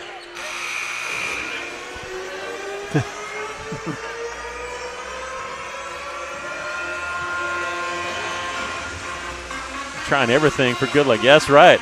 Get some good luck going here. We need this. 20.7 seconds left. Russellville still has one timeout. eSTEM we mentioned with 2. Zayden's going to be on the ball. We foul them, we put them on the line to shoot 2. You might think about that. I wonder if Coach Chenault, hate to do that with 20 seconds left though. Here's Jones. They'll pass on the 3 in the corner. Let him take the 2 there underneath. Now call timeout. Okay. That is, let's see, Justin Caldwell that hit it. He's got 19. Now they called timeout. But see, here's what I'm talking about. This is where eSTEM is hurt by the fact that only 2 fouls have been called against them. They've got to steal. Yeah. Because if we get the ball inbounds, we can do one of 2 things. Either get fouled, and they're going to have to do that 3 times, or we can always call timeout. So Coach Chenault's probably going through his team right now saying, if you have problems getting the ball in, call timeout. If you get the ball in and get trapped, call timeout. So you just go with your best inbounds play. Russellville does not even need to get it across the timeline because there's 8 seconds left. And you want to put it in somebody's hands like Campbell, who is a very good free throw shooter. Well, but they got to foul us 3 more times, you know, right now. So but I'm saying we'll get to that point. When that happens. I figure they're going to get it to maybe Marcellus Olson, who could race up the sideline and just get away from people. You put probably your best, I shouldn't say your best, but your best passer, smartest player to inbound it. We're going to have, looks like Russellville's going to put 5 guys in the backcourt. And I tell you, I don't know, maybe Coach Stewart, who was here for a year and who's now the girls' coach at Dirks, I don't know if anybody else than maybe him has more inbounds plays than Coach Chenault because he's got options off of options. It's encyclopedia of inbounds plays. We'll see what he drew up here. Russellville needs to get the ball inbounds. Remember, they have a timeout to play with. eSTEM also with a timeout. And Coach Chenault standing right by the official. He's waiting to see if he needs to use it. Get it inbounds to Walton. Holding it, and there's the foul there. And see, that's what I'm saying. They got to foul 3 more times. That foul is on number 21, Justin Caldwell, his first and just the team's 3rd. It's got to get to 5 before they put Russellville on the line. And, again, this is where when you're fans and you're upset that they call fouls on your team, you might not be that upset if it's in the 4th quarter because this happens if they don't. And Williams gets fouled here. The .7 went off the clock here. So we went from what was it, 8.3, 8.1? 8 point something down to 6.2. They got to foul us 1 more time. And now here's where you get into good free throw shooter, and they do with 5.5 seconds left. That goes on Washington. And so we killed 3 seconds. That's actually not bad for eSTEM to foul 3 times in 3 seconds. But it's going to put Zayden Williams on the free throw line with a 1-point lead. He's only been to the line twice tonight. Both times were in the 3rd quarter. He's 2 of 3 there. Again, no 1-and-1, so it's an automatic 2-shot foul. Russellville with nobody on the lane. Did not get the first one to go. The eSTEM girls team and junior high teams behind the goal, making noise for Zayden.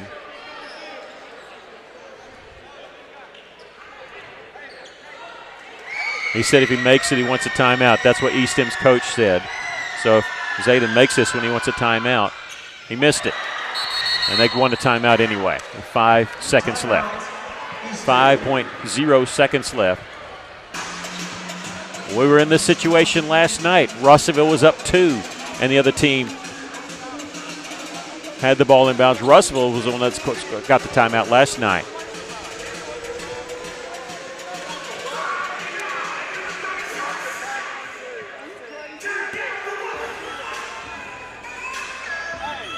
And Coach Chenault's having fun with his team right here. I think, I may be wrong, but I think what's going to happen is before they inbound the ball, Coach Chenault's going to use his last time out to see what they have designed. Oh, I would, yeah. Yeah. I think that may be what he's talking about. And what you do is you waste, either you see their best lineman or you waste their best play and they have to go to their second best play. But Russellville has 1 timeout left. eSTEM with 0 timeouts left. The Cyclones lead it here by 1 with 5.0 seconds left. My goodness. Russellville led by 18. They have not trailed here in the second half. They trailed in the first quarter and the second quarter early on. Took a 12-point lead at halftime, led 36-18 early third quarter. But it was a 17-6 run that eSTEM had in that third quarter to really cut into this lead. They've tied it a couple times. It was tied 48-48 when Talon Heinzman hit a three. That's the last time Russellville scored. Zayden Williams missing 2 free throws there. And now you see, are they going to use a timeout? Nope, they're not going to use the timeout here. Kirk going to float it at midcourt. It's caught by Williams. He'll throw it into the corner. Jones, turnaround, fadeaway three, misses everything. Walton has the rebound. Russellville wins the game 51-50. I think eSTEM was expecting us to use a timeout. It goes into the corner.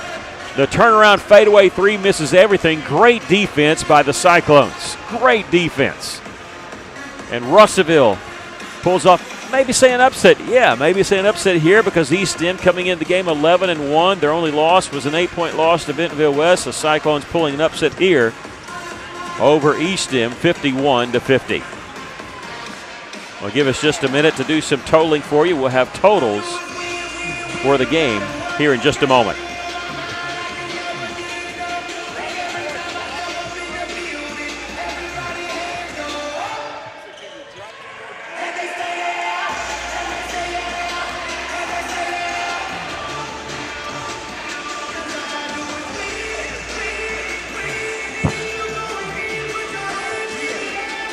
All right, the totals for you, the scoring totals for Russellville and for eSTEM. We'll do eSTEM first. They were led by Justin Caldwell, did not get the start tonight with 19 points. He was the only Met player in double figures. 7 points each for Javon Ray and Holden Kirk. 4 points for Timothy Johnson, Jason Williams, and Riley Jones. Khalil Washington with 3. I'll tell you, Holden Kirk, even though he had 7, the whole offense passed through him. The reason they came back in that third quarter and early fourth quarter was because of Holden Kirk. If we were keeping assists, I bet he had close to 10 assists in the game. For the Cyclones, we had 4 players in double figures. Only 5 players scored 4 in double figures. They were Zayden Williams, who did not score in the first quarter, but he ended up leading scores with 15 points in the game. Caden Walton with a career-high 12 points. Talon Heinzman with a career-high 10 points. Caleb Campbell with 10 points, and Marcellus Olson with 4. Every point was accounted for. When I say that was an important bucket, that was an important bucket. When you win by 1, they're all important buckets. But it was Talon Heinzman that got the 3 that gave Russellville, broke the tie, and ended up being the game-winning bucket. But the Cyclones hold on for a 51-50 win. And when you're talking about Heinzman, you're also talking playing with 3 fouls, but he also had, unofficially, 6 rebounds. The Mets, they were 1 of 5 in that second half. 3-point, 2 of 12 altogether, 5 of 9 altogether in the charity stripe. Russellville, 5 of 20 from the 3-point line, 8 of 13 from the charity stripe. Just a good team. Yeah, we just got cold there in that fourth quarter, but give credit to Met. They knew what they were doing. They worked the ball on the inside, getting the easy shot underneath the basket. But Russellville, what can you say? It was a team effort. They just did a great job with this victory. Well, they passed off the scoring, too, when you look at it. I'm sitting here looking. Caleb Campbell had 6 points in the first quarter. He was the only player that scored in the first quarter. The second quarter belonged to Caden Walton. He had 12 points alone in the second quarter. Zayden Williams took over in the third quarter with 8 points. And Talon Heinzman, 5 points there in the fourth quarter, 5 of his 10, including that game-winning 3. And the Cyclones hang on for a 51-50 victory. And, boy, what else can you say? The Cyclones win last night by 2, tonight by 1, and 2 nail-biters going down to the very last possession on both. And playing good defense last night and tonight on the final possession. We hope you enjoyed tonight's broadcast of Lady Cyclone basketball, reminding you we'll be on the air on Monday. It'll be live stream only as the opening round of the V-Town Showdown. The Lady Cyclones will play Westside Greers Ferry, the 1A state champions from last year. That'll be at 6:40. The boys will play right after that. They'll take on Clinton in the first round of that tournament in Valonia. We appreciate you for joining us. Thank you so much to Chase Canfield for running the camera for us and not talking. We'll get him to talk at some point tonight. And also my color man, Aaron Duval. I'm Mickey Duval. Once again, our scores, the Lady Cyclones lost to eSTEM 58-56. Well, even though Jasmine Garcia had 18 points in the game, the Cyclones had 4 players in double figures. Zayden Williams, 15. Walton with 12. Heinzman and Campbell each with 10. And they hang on for a 51-50 victory over eSTEM. Thanks so much for joining us. Good night. God bless. And thank you, Tony Basil.